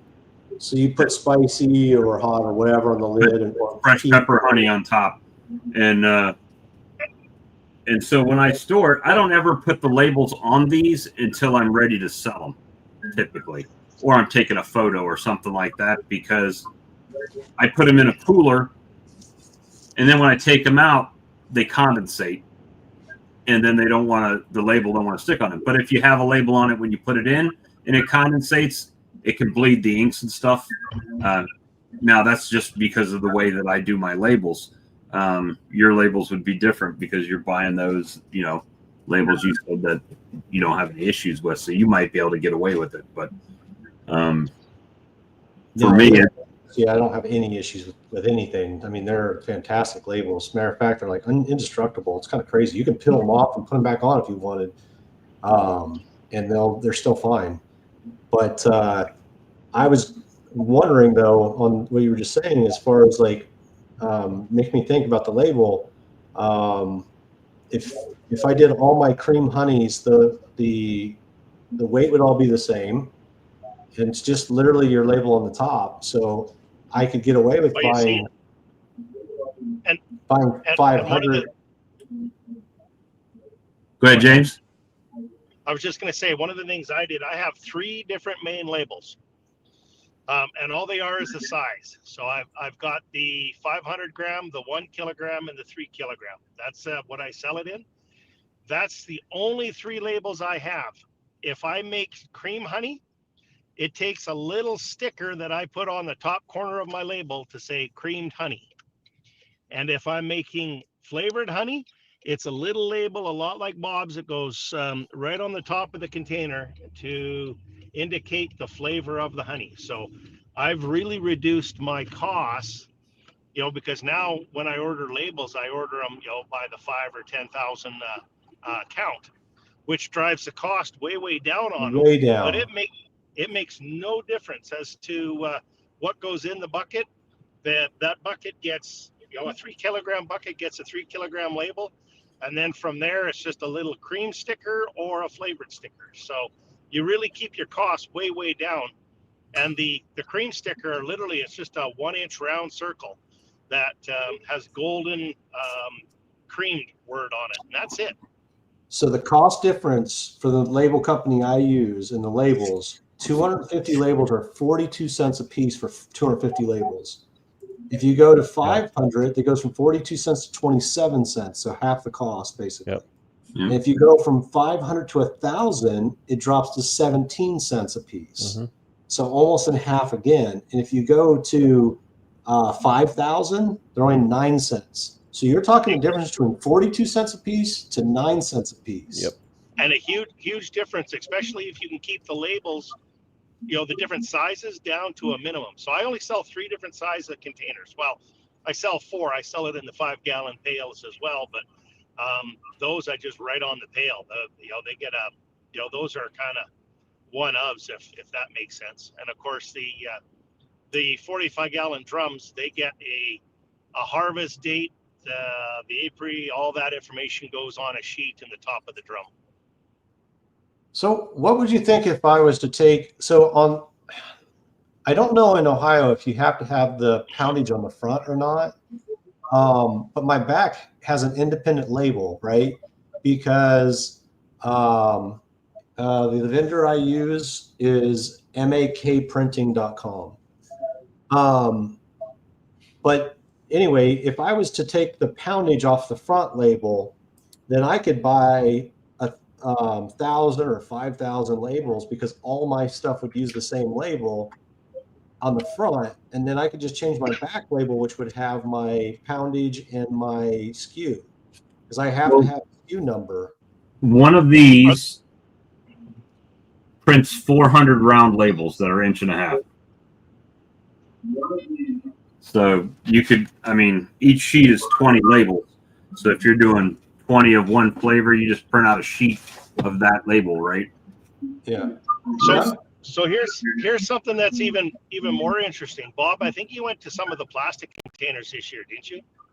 Yeah, I've been using plastic. Yep. So I use plastic 1 kg and I use plastic 3 kg, my 500 kilogram art jars. But we just got a quote from a place out of Edmonton that not only makes the pails, they will make the pail and emboss them. And if I buy them in cases of, well, case lots, so not cases. I think there's 100 in a case.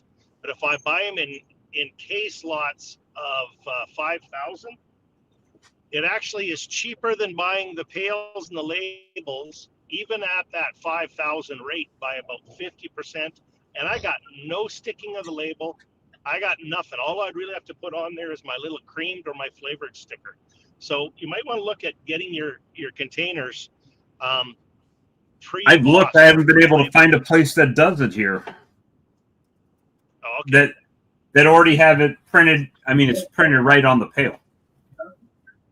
Yeah, exactly. That's what they're going to come printed right on the pail. I don't have to worry about nothing. And believe it or not, I try to track how long it takes to put the labels on because, well, that's where a little bit of my OCD kicks in because I want the labels straight and square and right side up and a few things like this, right? So if I can get them where they're all embossed and done, I mean, that saves me, I don't know, 2 or 3 minutes per container.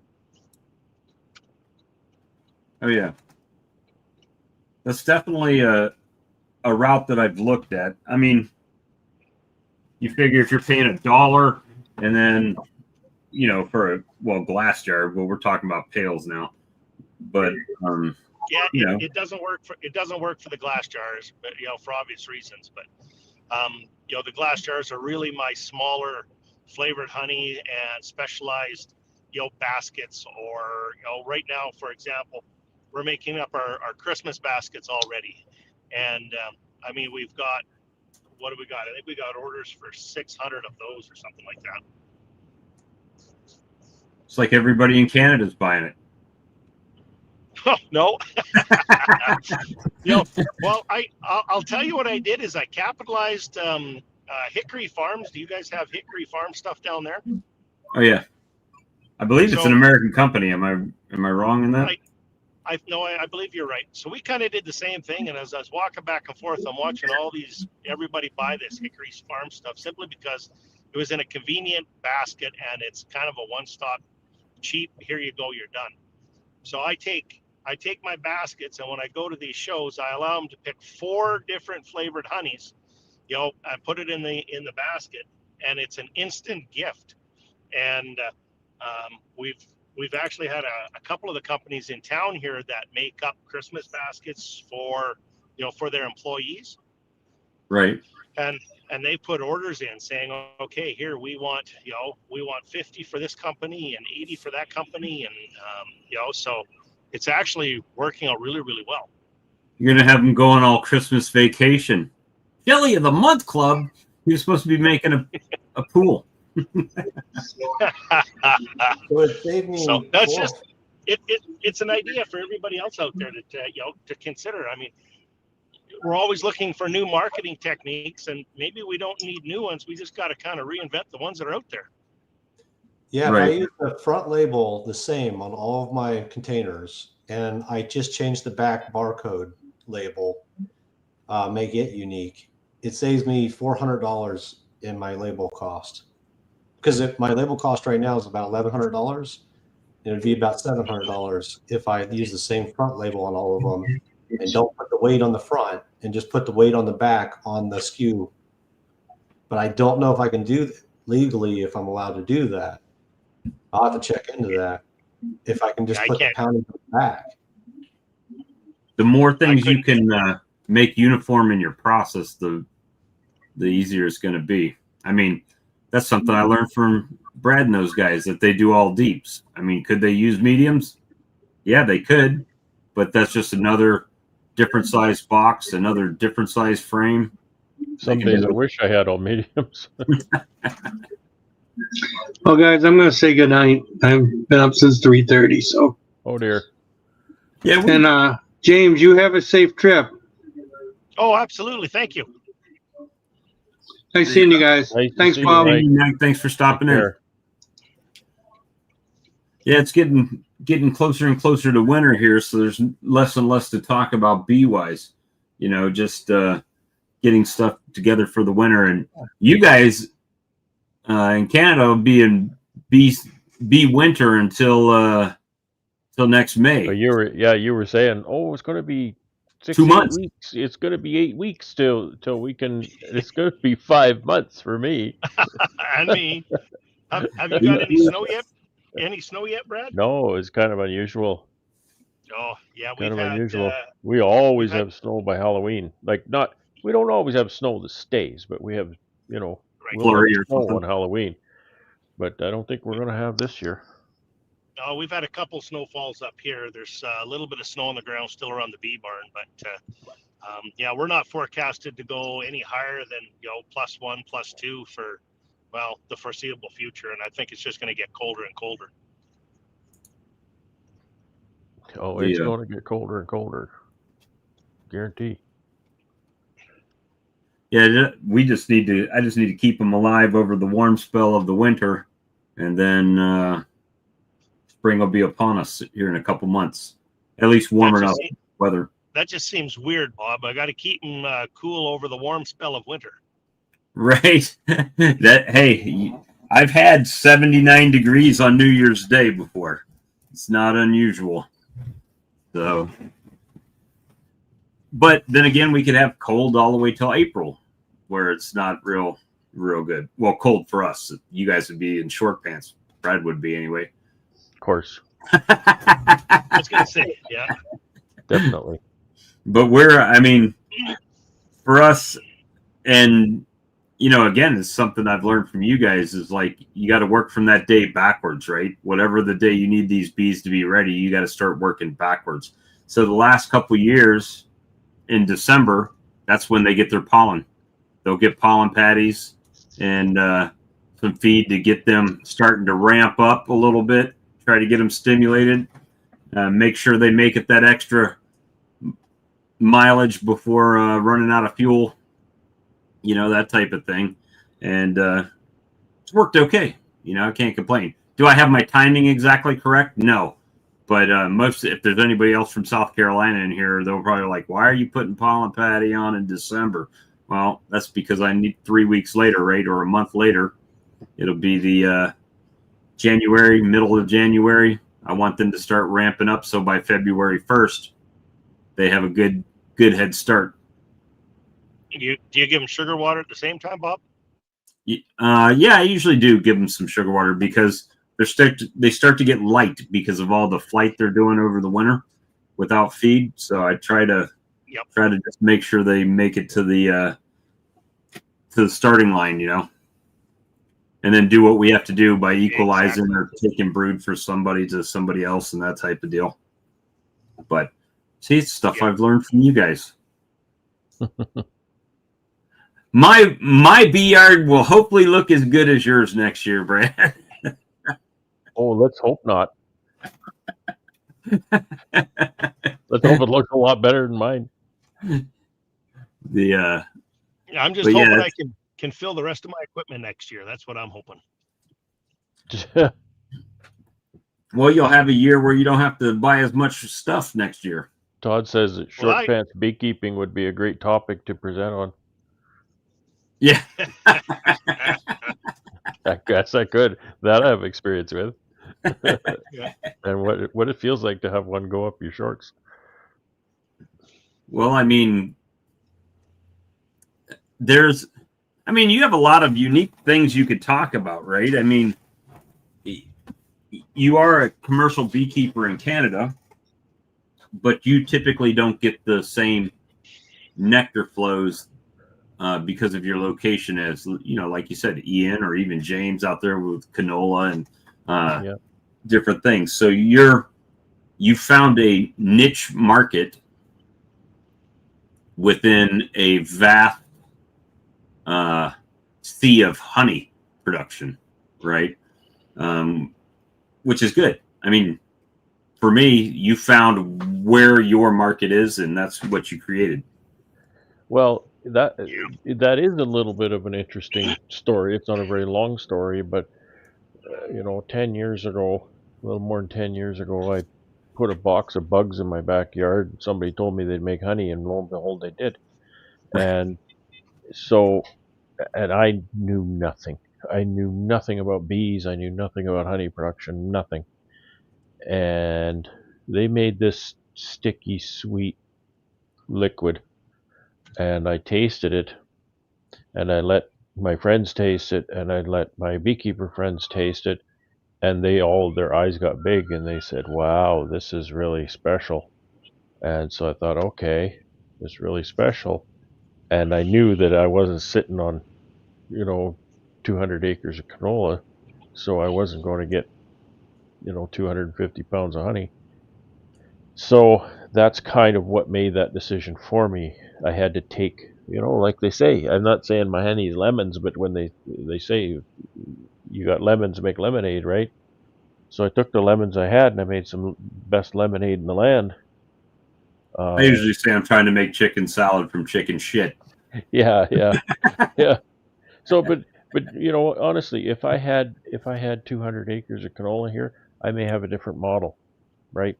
I may have a bring it in, put it in a barrel, and ship it out in the truck model. I don't know. I Well, might have that, but I couldn't do that with what I have, so I had to do the best I could with what I had. Right. And it's been working really well. The customer response is just tremendous, absolutely tremendous. Once I have a customer, I have a customer for life. They love that stuff. well, and you see, I've kind of got a unique situation too, because half of my bees go on canola because I want that high production. Now I go through a lot of creamed honey, which that canola makes an absolutely incredible creamed honey. But my other half are sitting, the next closest canola field to where the other half of my bees are is probably 6 or 8 miles away. They're sitting on hayland, which is, pretty much clover and alfalfa.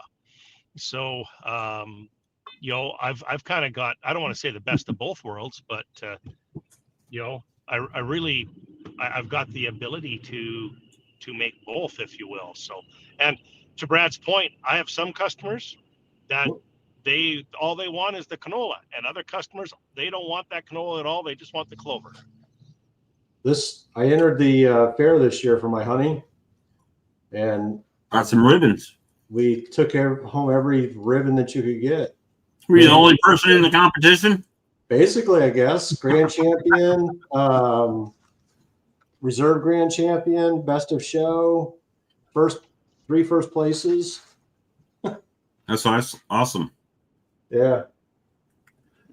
So I find the trick to it, which you can't do on a large scale, but I basically mash my. I always get a lot of pollen that comes in on my during my harvest time, and I basically take those because of a lot of my original frames were strips, so they weren't full foundations, and so I take that. I just break off because it's going to break off in the extractor anyways. I break that 2/3 of the frame off basically, Not a comb, not the frame, sorry, the comb. And I just take that and I smash it up, and all the pollen goes in with the honey, and it's very flavorful. And people, once they get it, they have it. It's like crack, man. They, like Brad said, it's like you pretty much have a customer for life. So it's way different than what it is, as everybody knows, like going to the store and getting it. But I find my opinion, it's the pollen that makes the difference. So, because in the first few years, I harvested, like, because I had a smaller operation, I didn't have really big equipment. I harvested twice. I harvested in late spring and then late summer. And my spring honey would be like clear. A lot of it would be almost clear because it would be like what's it called? Not willows. What's the thorn? The the thorn trees. Well, don't put. I was going to say, don't put that in your thing. Yeah. No. Yeah. Don't put shit in there. Yeah, shit. Anyway, the point is, the clear honeys and stuff that I used to produce, they just didn't like. I mean, it's not they didn't like them, but they just didn't have the flavor as much as the stuff with all the pollen has in it, And but people that try the honey with all the pollen flavor in it, it's night and day. Something unique. Yeah. I actually made a bunch of pollen traps because we had a dry year for nectar here this year. So we put a couple pollen traps on, and of course I would put a trap on for one day and then I'd take it off for 3 or 4 because I was trying to grow the bees. But what I found was that pollen's worth almost as much as the honey, so I could sell a 1 kg container, so it wasn't 1 kilogram, to some of my better customers that they just come out. And I told them, I says, it's just, clean the pollen and freeze the pollen. But that 1 K or that size, I don't even know what the volume was because I don't think I ever measured it. But I could sell that pollen for more than I could sell the honey. So it's like one third the weight, but is it a as lot much of work, money, though? if not more. Is it a lot? It was, but this year I'm gonna when I get back, I'm gonna build a little blower to clean the pollen. So once I build a blower to clean the pollen, and then I think it'll be a whole lot easier. So I want to build it some nice hopper so I can meter how much it comes down in front of the blower and to clean things up like that. But I was amazed at how many people were asking for that pollen. It was kind of I'm almost sitting back thinking it might be a little bit of a market that I was letting slip by. Well, here the big market now, I don't remember it being this way before, but now the big market here is comb honey. They're getting $16 for a pound of comb honey, and that's incredible. That's a half a kg to you Canadians. Yeah. Yeah, but it's $16 US, so that's like that's $16 US, that's like 4,400 Canadian. Yeah. Oh yeah. It's like $1 million. Well, that's what I sell for. $15. Sells by the tray, and they're usually not a pound. Is it not a pound? Well, mine aren't. They'll be 300 grams to 400 grams. Maybe. Okay, math, right? You just said everybody knows what a pound is. I don't know what a kilogram is. Well, what are your squares, Brad? Like 4 inches by 3 inches? 454 grams is a pound. So yes, so 225 grams is going to be half a pound. Okay. I got you. Somewhere in there. So you're looking at 2/3, 3/4 of a pound usually. Yeah, that's about right then. Yeah, that's about the size they are. They're not very big, and they're selling it for $16. What size are your bricks, Brad? Like 4 inches by 3 inches or something? I don't know. I don't think they're that big. They're just those little aluminum trays that I get. So, yeah. Do you do a lot of business like that, though? I've never measured them. Oh, I could sell all that stuff I can get. Yeah, that's what the guys at the farm markets. You got to find the market, though, right? I mean, not everybody even knows what it is. I go to markets, right, and I'll have it on the table. And say, what's this? And you try and explain it to them, and they don't get it. But that person who wants honeycomb is, you have honeycomb. You're their best friend now. And every year they're phoning you, I want some honeycomb, right? So it takes a while. Yeah, Takes a while to get that market and just find those particular people who want it. I've got an older fella comes here, he'll buy $100 worth of comb, stock up. I was debating Yo, next year. Go ahead, James. It's kind of fun. I was going to say it's kind of funny because when I first started getting into the beekeeping business, my wife and daughter really didn't know what the comb honey and stuff was either. But I had a full frame that I had cut out and I took into the house. I was going to cut it all up. Well, my daughter had a friend over, and believe it or not, they ate that whole frame of honey in about a 3-hour period. Those girls, those girls were bouncing off the wall until like 2 a.m. Yikes. They thought that was the best thing going. And I came back in and I looked at my wife. It's like, well, where's my sheet of honey? And all the wax too. And all, yeah. And she's like, well, isn't it there on the cookie tray? And nope, it turned out the girls ate the whole darn thing. I don't even know, what is that? Probably 5-6 pounds of honey? Was it a deep frame? It was a deep frame, yeah. Oh yeah, 6 pounds of honey. Those two girls just Holy ate that cow. whole thing down. Do they need a, They diabetic now? Yeah, I was gonna say, No. Holy cow. I thought it was amazing. I was like, holy smokes. But yeah, I mean, what was she at the time? I think they would have been, I don't know, 14, 15 type thing. But yeah, those two girls, that was funny. They both had a bellyache the next morning. I'm going to add there too. So just for the record. Yeah, that was the overactive pancreas. That's what that was. The old pancreas working overtime. It was like, oh. So yeah, when if you can get people to taste it, it goes pretty quick. Yeah, I'm just eating dinner. I get that a lot with my honey because a lot of people I don't really eat honey, or I don't eat a lot of honey, or whatever, you know what I mean? And then they try my honey like, oh my God, I had one lady, she literally didn't eat honey at all. She came we only do 1, maybe 2 markets a year. It's our local school market. And that's because everybody knows me there. I know everybody there, blah, blah, blah. And we do really well at that one sale. So the only reason why I do that sale is because it brings in a lot of my sales for the year, because people keep coming back. But anyway, this one lady came up and she wasn't even going to try it. She's like, I don't really eat honey. And she tried my honey and she was like, oh my God, it's like crack. She since buys at least 1 pound a week since last year. A lady that didn't even drink honey or eat honey, now eats almost 1 pound a week. So it's pretty crazy. Oh, sorry, Alex. I didn't see you sitting back there. Hopefully you weren't waiting too long.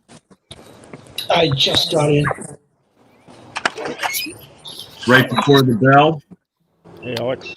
Hey, how you guys doing? James is getting all the James, what are you doing? Getting your haircut? What am I doing? No more. Can noise. hear some noise. He's Not anymore. Not anymore. I took care of it.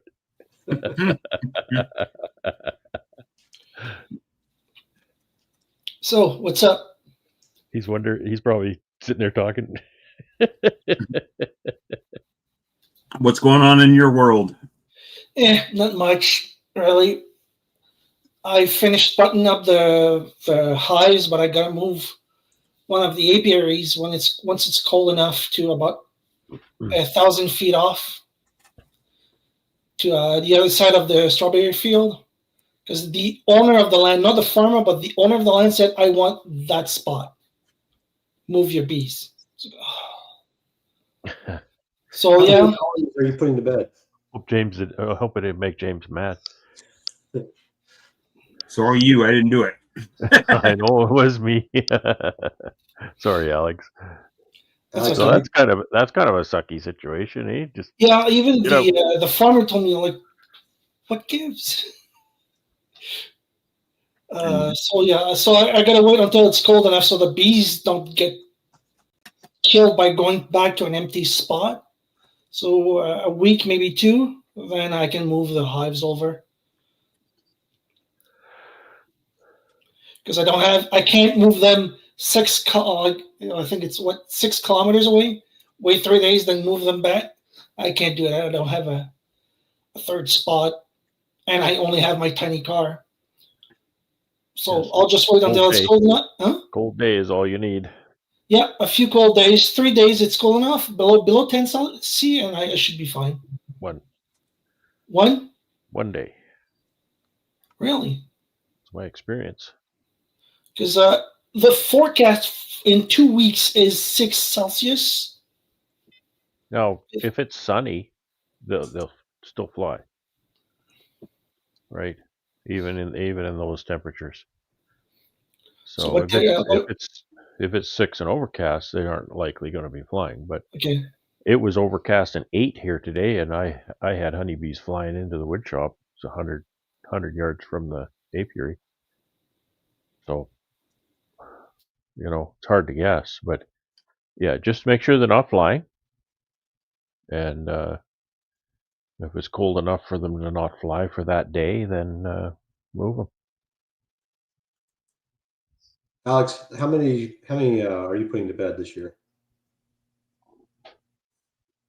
30. 30. That's pretty good. That's a magic number for Alex. I can't really go above that. I should go down to 20, really. Because I managed to sell some of my honey, but at $3 a pound. Didn't you bulk sell it all last year? Yeah. I bulk sold about 25-gallon pails at $4.25, which was an excellent price. This year I found somebody, but at 3. You sold for $4.25 bulk? Yeah, I sold the $4.25 bulk. $4.23. That's pretty good, man. I mean, really, $4.25 bulk's pretty damn good. Yeah. Over this year, I was only able to sell at 3, but still. And yeah, he bought a first batch of 7 pails, and he said he might buy all of it, but in successive batches, if you will, to follow the amount he sells. I was at here in the States. I don't know if you guys have Tractor Supply. Not Tractor Yeah, Canadian Tire. No, Rural King is what I was trying to say.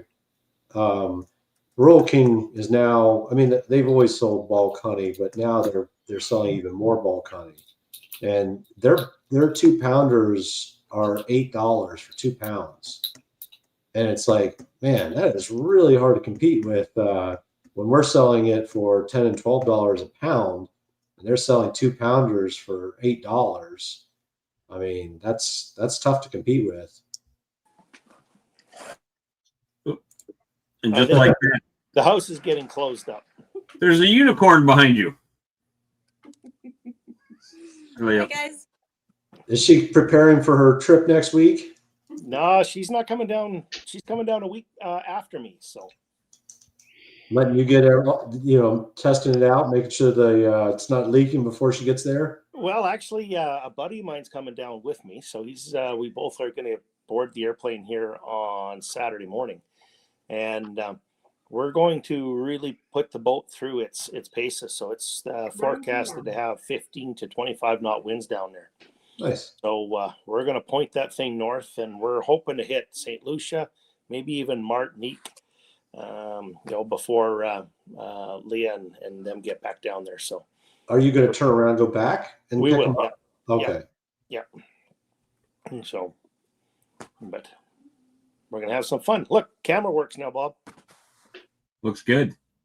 Other than that, center of the screen. Here, there you go. Yeah, much better. most of the time you're on in the truck, so we just assumed that Bob insisted that you covered your face. Well, he insists that anyways, but I almost thought Leah kicked you out because we only ever see you in your truck. We thought you might be living in that thing. Well, not quite yet. She hasn't kicked me out there quite yet. So well, he's going to move into something about the size of probably smaller in his truck here in about a week. Oh no, my boat's way bigger than my truck. So I mean the cabins. How big's your master cabin? It's got a queen size walk around bed in it. Oh, okay, nice. Yeah.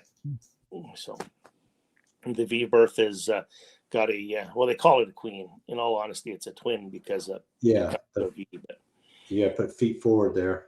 Yeah. So yeah, and the bees, like I say, the bees are in the barn. That's all looking really, really good. So is it early for you to have them in the barn? Is it really that cold? Well, I usually try to have them in the barn by the 1st of November every year. But I mean, it is that cold. Like it absolutely is that cold up here. So it's going down. It's freezing. It's froze every night for probably the last week and a half. No kidding. So it's just because you're that much further north than Brad. Oh, I'm quite a bit further north. He's way further north than me. Yeah. So 55, I think your latitude is 55. Correct, yeah. So what's 55? Latitude. So that's about 350 miles north of me, but he's close to the mountains, so that really changes the weather patterns. Yeah, we get some interesting weather here. But we've been following for about 3 years. You guys get it about three days after I get it, eh? Yeah, it sounds about right. And then it morphs though. It changes. Like we'll get the same system about 3 days after you, but it'll be different by the time it gets here. Yeah, and the lake, I think you guys get maybe a little bit more precipitation from the lake. For me, the lake changes things. Not as much in the winter after the lake freezes, because then it's really not going to affect the atmosphere much. But we get those Alberta clippers, we call them, and holy smokes, those are fast moving, short lived little storms with a lot of high wind and a lot of dry snow. Not nearly as hard to put up with as a 3-day Colorado low. Boy, those suck. Holy smokes, those suck. I've experienced those over there. God, a couple times. Yeah, they're not a lot of fun. Those are, 2 feet of heavy, wet snow and high winds for 3 days. I think we ran into those. I think one of the very first time I came over there. I think, eh? I think it was, if I remember right. It rained cats and dogs, and then it turned all into ice. James, I'm thinking if Brad came down to visit you on your sailboat, he'd probably melt like a snowman down there. Yeah, because it's like 100 degrees, right? Yeah. Well, I don't look good in a bikini, so Brad probably really wouldn't look good in a bikini. No. Short pants is all I do. Short pants. That's it. Yeah, fig leaf. No, but I mean, it's compared to what you're used to, I'm like the average almost melted here. I did almost melt there. Holy smokes, that was ill.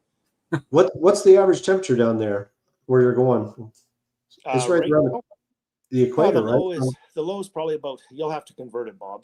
The low is probably about 24 degrees Celsius. The highs top out around 36-ish. Oh, 30. Canadians melt at 30. So what was the temperatures again? 24 to 36. So that's 75. What's the top end? 36.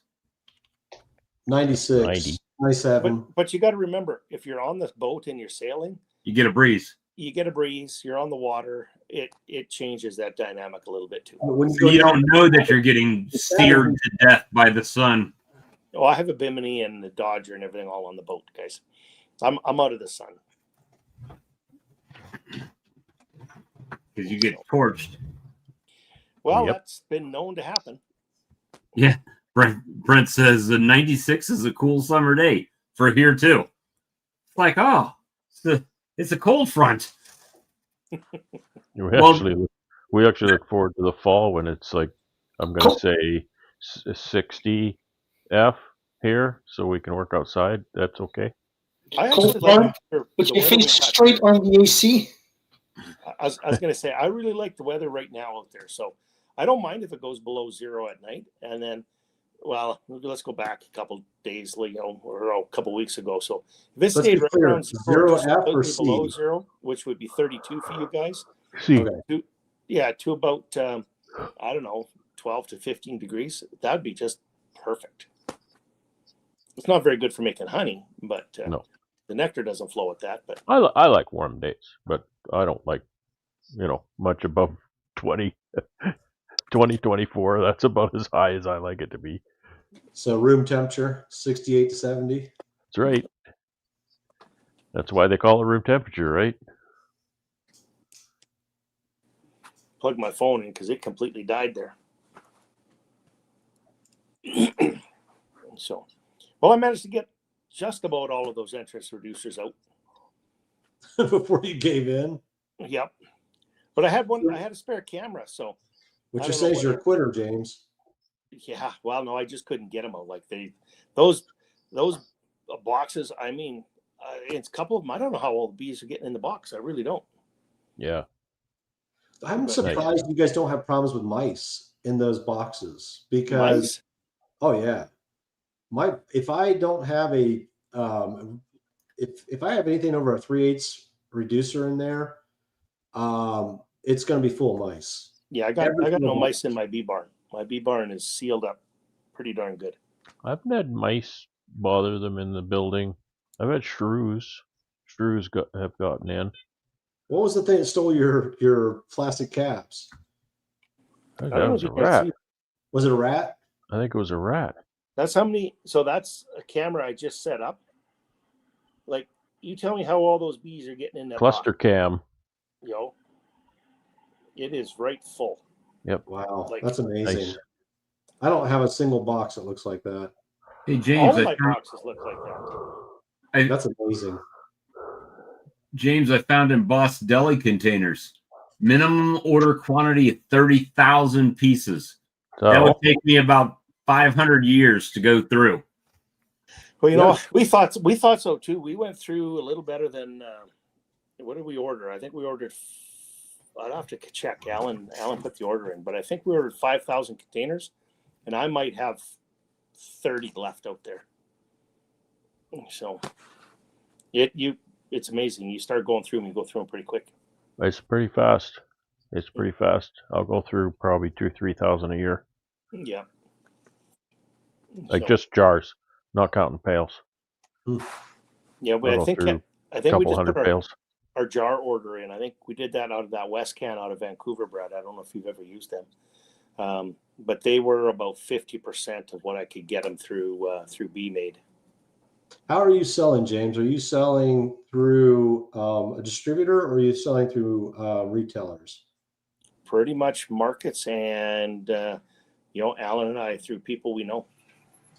So, and at that, in all honesty, we'll have to figure a few things out because I can't package it fast enough. So that's kind of the problem we're running into now is just, we're about this close to it being a full-time job, which was what we're aiming for. Two things. What are you using to package? And then is there not a packer like Brad uses nearby? No, the closest packer nearby here is up at Peace River. So that would be about I don't know, what is Peace River? Hour and a half, 2 hours away. Well, still, if you could take all of your stuff up there, drop it off and come back and pick it all up in a large truck, 2 hours is nothing. True. What's the benefit? You're getting it all packed in bulk. Okay. Once again, I can pack everything I need right now. That's a lot of expense. Is it? That's a really big expense. And one of the big problems I see with that I don't have with my packing model, because of the way we do it in fairly small batches, is if I had to pack all my honey right after harvest, I'll get to July and I'll have 200 boxes of 1 pound jars and no 2 pound jars. Or next year it might be the other way. Yeah. Or yeah, that actually it's worse if I have 2 pound jars and no 1 pound jar, because I can always give them 2 1 pound jars. Yeah. But that's what I can see is I would have to predict my entire year for what SKUs that Oh, I'm I going mean, to I don't mean sell. the whole lot, but I mean, like if you took up like you do, don't you take like 8 buckets or whatever at a time or whatever? 500 pounds, 600 pounds, 500 or 600 pounds at a time. That's all just under a 45-gallon drum. I think Yeah. there's what I think I packaged 640 pounds into a drum. How are you packing your? Are you doing creamed honey or liquid honey? Me? Yeah. Both. So I how are you packing? I probably sell more creamed honey than I do liquid honey. What are you using to pack it with? How do you mean? Like what do I? So we pack it all here. So we got pumps and scales and everything all here. We pump it all. We pack it all ourselves. Well, that's what I mean. Your pumps. What kind of pumps are you guys using? What the heck is it? Is it like the one that Bob has that has the scale that it automatically? No, it would be nice if I had one like that. I don't have one like that. So we got it from Vivor. Okay, I have one of those, but mine's pneumatic. Yeah, no, this one's. So that's what I was getting at. What are you using, James? I'll have to go pull it out. It's from Vivor. We ordered it from Vivor. We're trying to find one. Now, the good thing about Bob's is he's got a scale, so it'll automatically shut off. Ours So yours isn't the scale one? No. Oh. So we have a scale that we got to put in underneath, so it's more labor intense. Because I have the scale one from Vivor. It looks like Bob's, and it doesn't pump honey. No. It won't pump honey. So every time I hear Vivor in beads, I'm like, don't buy that scale. Well, because I it's a use total the waste of money. pneumatic one, and it can do creamed honey, and that thing is, in my opinion, it's pretty badass. Like it can pack as fast as you can, faster you can put a lid on it, basically. Yeah. So when you say it packs creamed honey, it packs freshly creamed honey and probably at a certain temperature.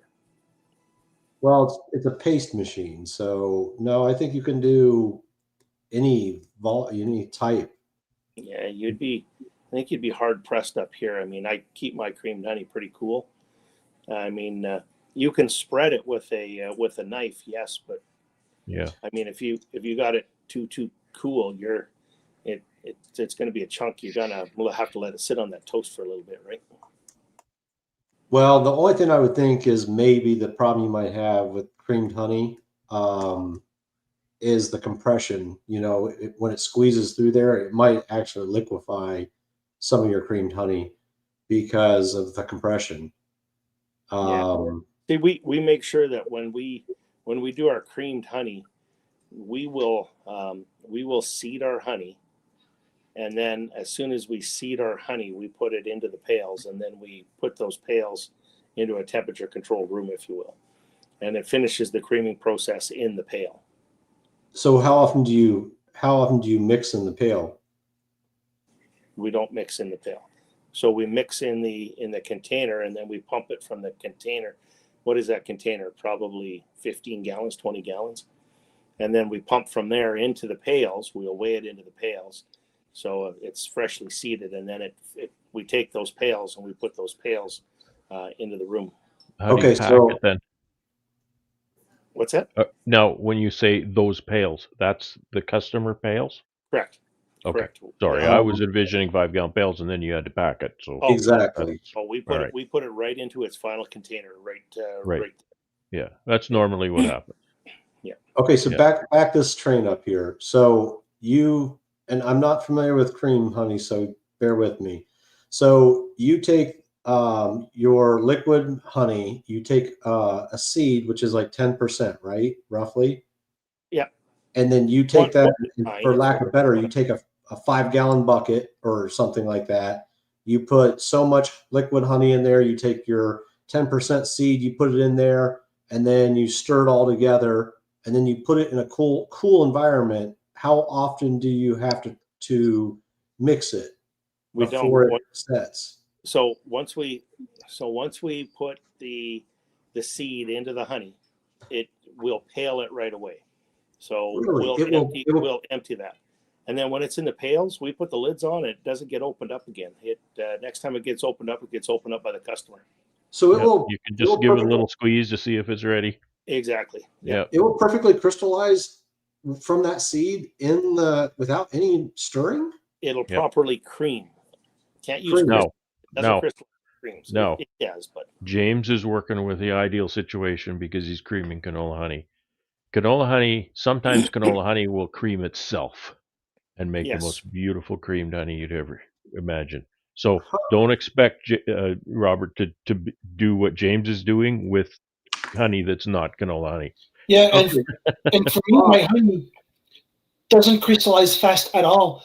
I opened a bucket I sealed last year, and it was still mostly liquid. Yeah, it had some crystal at the bottom. I've got 5-gallon pails in my honey house that has sat in there at 4 degrees all winter.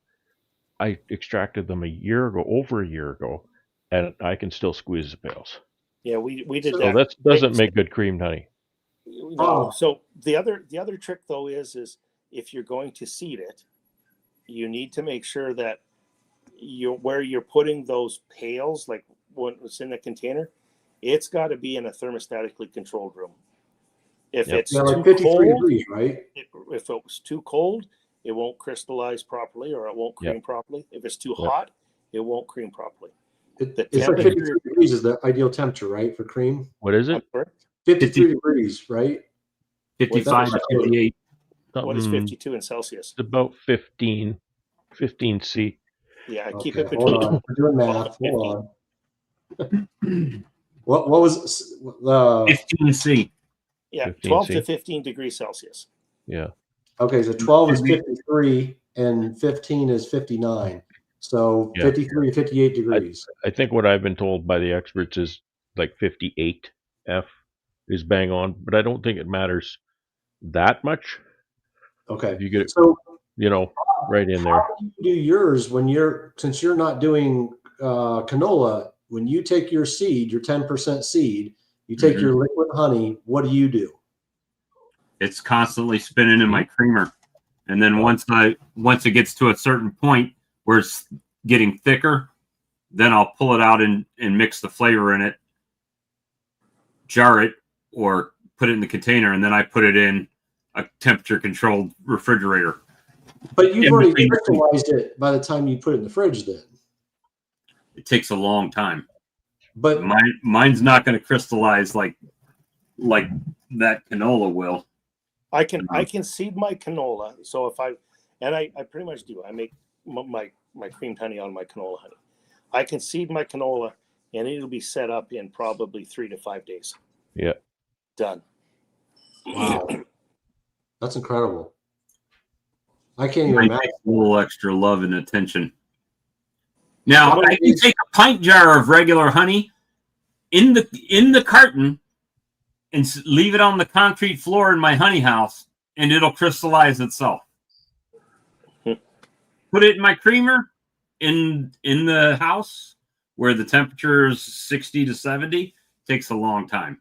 How long does it take in the machine to crystallize, rotating?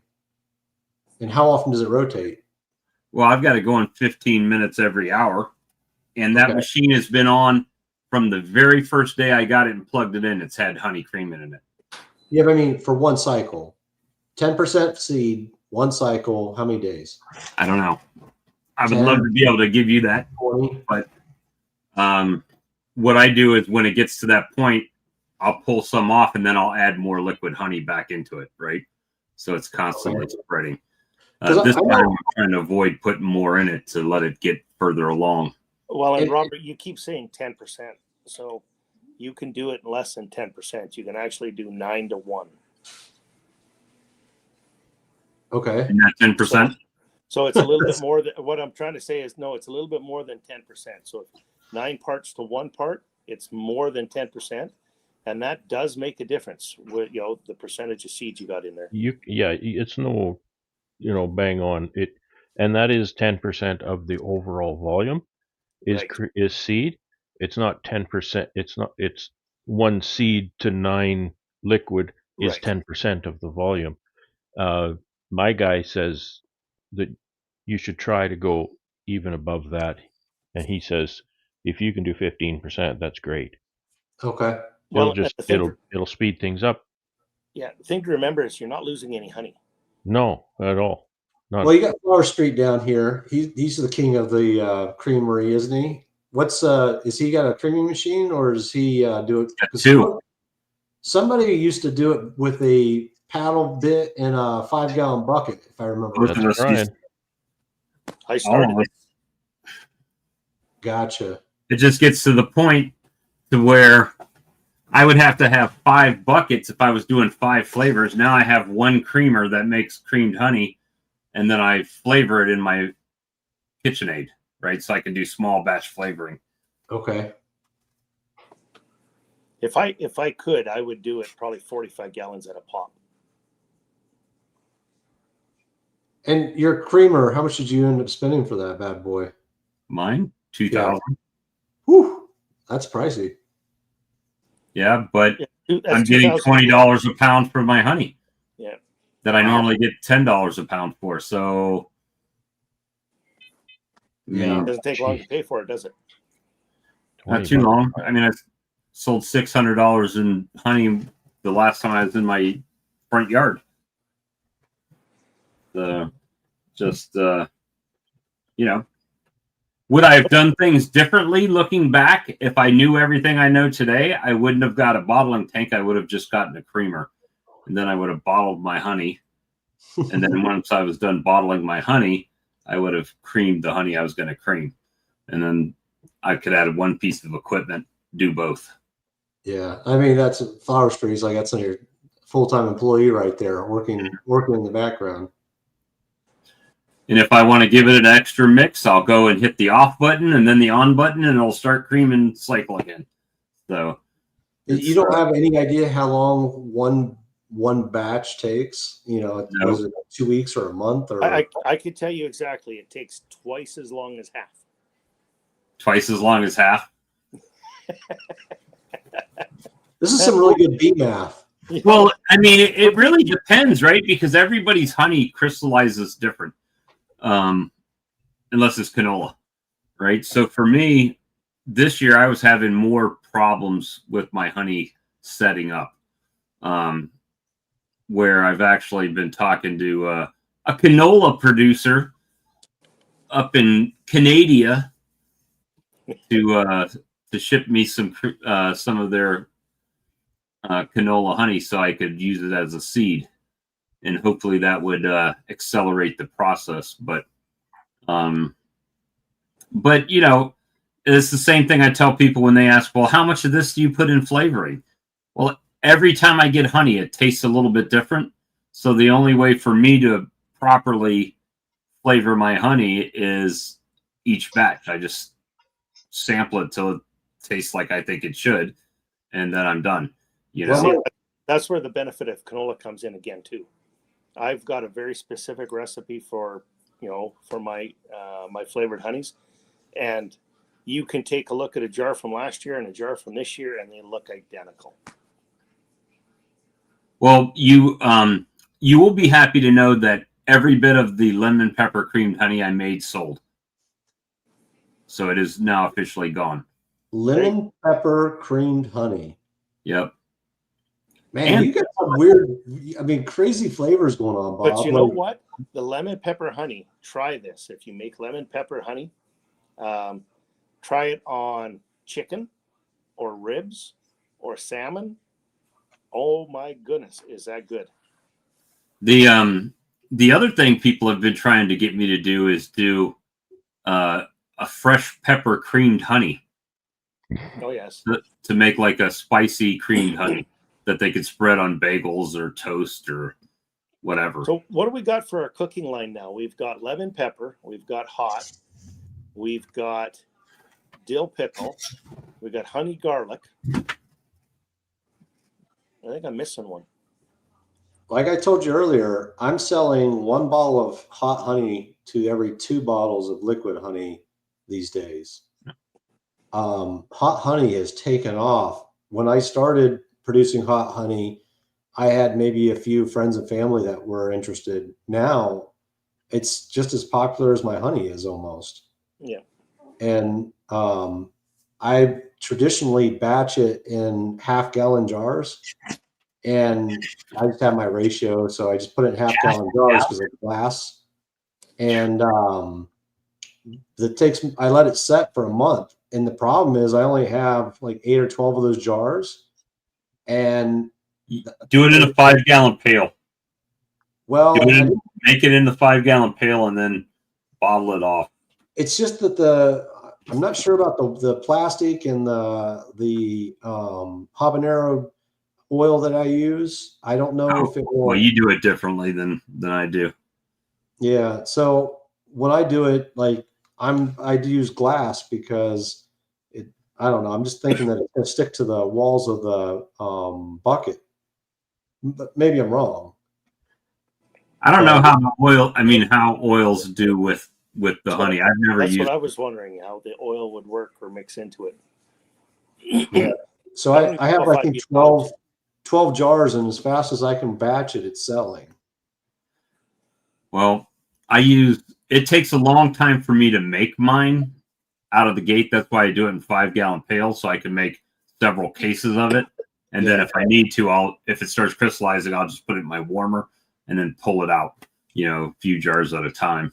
There's some guys that are selling on Marketplace. They're selling 1 gallon, or not 1 gallon, sorry, 3-gallon glass bottles that they use for making wine and stuff in. I thought about cider jar. Yeah, what's that? Like a cider jug? No, like you put on top of a water cooler. I got you. Yeah. I don't know if those are 3 or 5 gallon. They may be 5 gallon, but they sell those for making wine and other stuff in. I thought about there was a guy that was selling, I don't know, like 6 of them for like $30 a piece or $35 a piece. I was gonna go buy them, that way I could batch them in like 3 or 5 gallon batches. But I didn't. Why would you just use a 5-gallon bucket? Well, like I said, I'm just afraid the oil would want to seep into the plastic more than the glass jar. But I mean, like I said, I could be absolutely wrong. I don't know. I've never used the oil, so I can't speak to that really. It's really sticky. It likes to stick to surfaces. That's why it takes me a month to batch it, because to get it to infuse. The other thing too, with the half-gallon jars, I can shake them. So every so often, I'll put them in my warmer. I keep them at like 85 degrees, and I'll just shake them. And I put them back in the warmer, and then I'll take them and shake them and put them back in. And then I do that maybe 6 times over a month. And but, I mean, I'm sure there's other better methods. It's just my method right now. I don't know. I would be worried that the oil and honey would separate over time. But if they're using it really quick, then there's really not an issue, I guess. It actually works better the longer it sets. It infuses into the honey the longer it sets. If you put it in there, like I can't just batch it and sell it. It would separate. But if I leave it in there for a month, it whatever. I mean, I don't know what they call it, but infuses into the honey. Emulsify into it or something. Yeah. Now the bad thing is I also put Scotch pepper flakes into it, which are just habanero flakes, I believe, but they float to the surface. So that's part of the mixing it up, so you can kind of even it out. So when you're bottling it, the first bottle doesn't have, all the head on it. So. Well, hey guys, we've been going 2.5 hours. I'm going to go ahead and kill the live stream for this week. We appreciate everybody that stayed with us for so long. We still got 43, and we only lost about 25 or so over the duration of the 2 hours. So we do appreciate everyone. Thank you for coming along, and obviously thank you everybody that's on the stream, and we'll see you next week. Have a See good you, night. everyone. Night, everybody.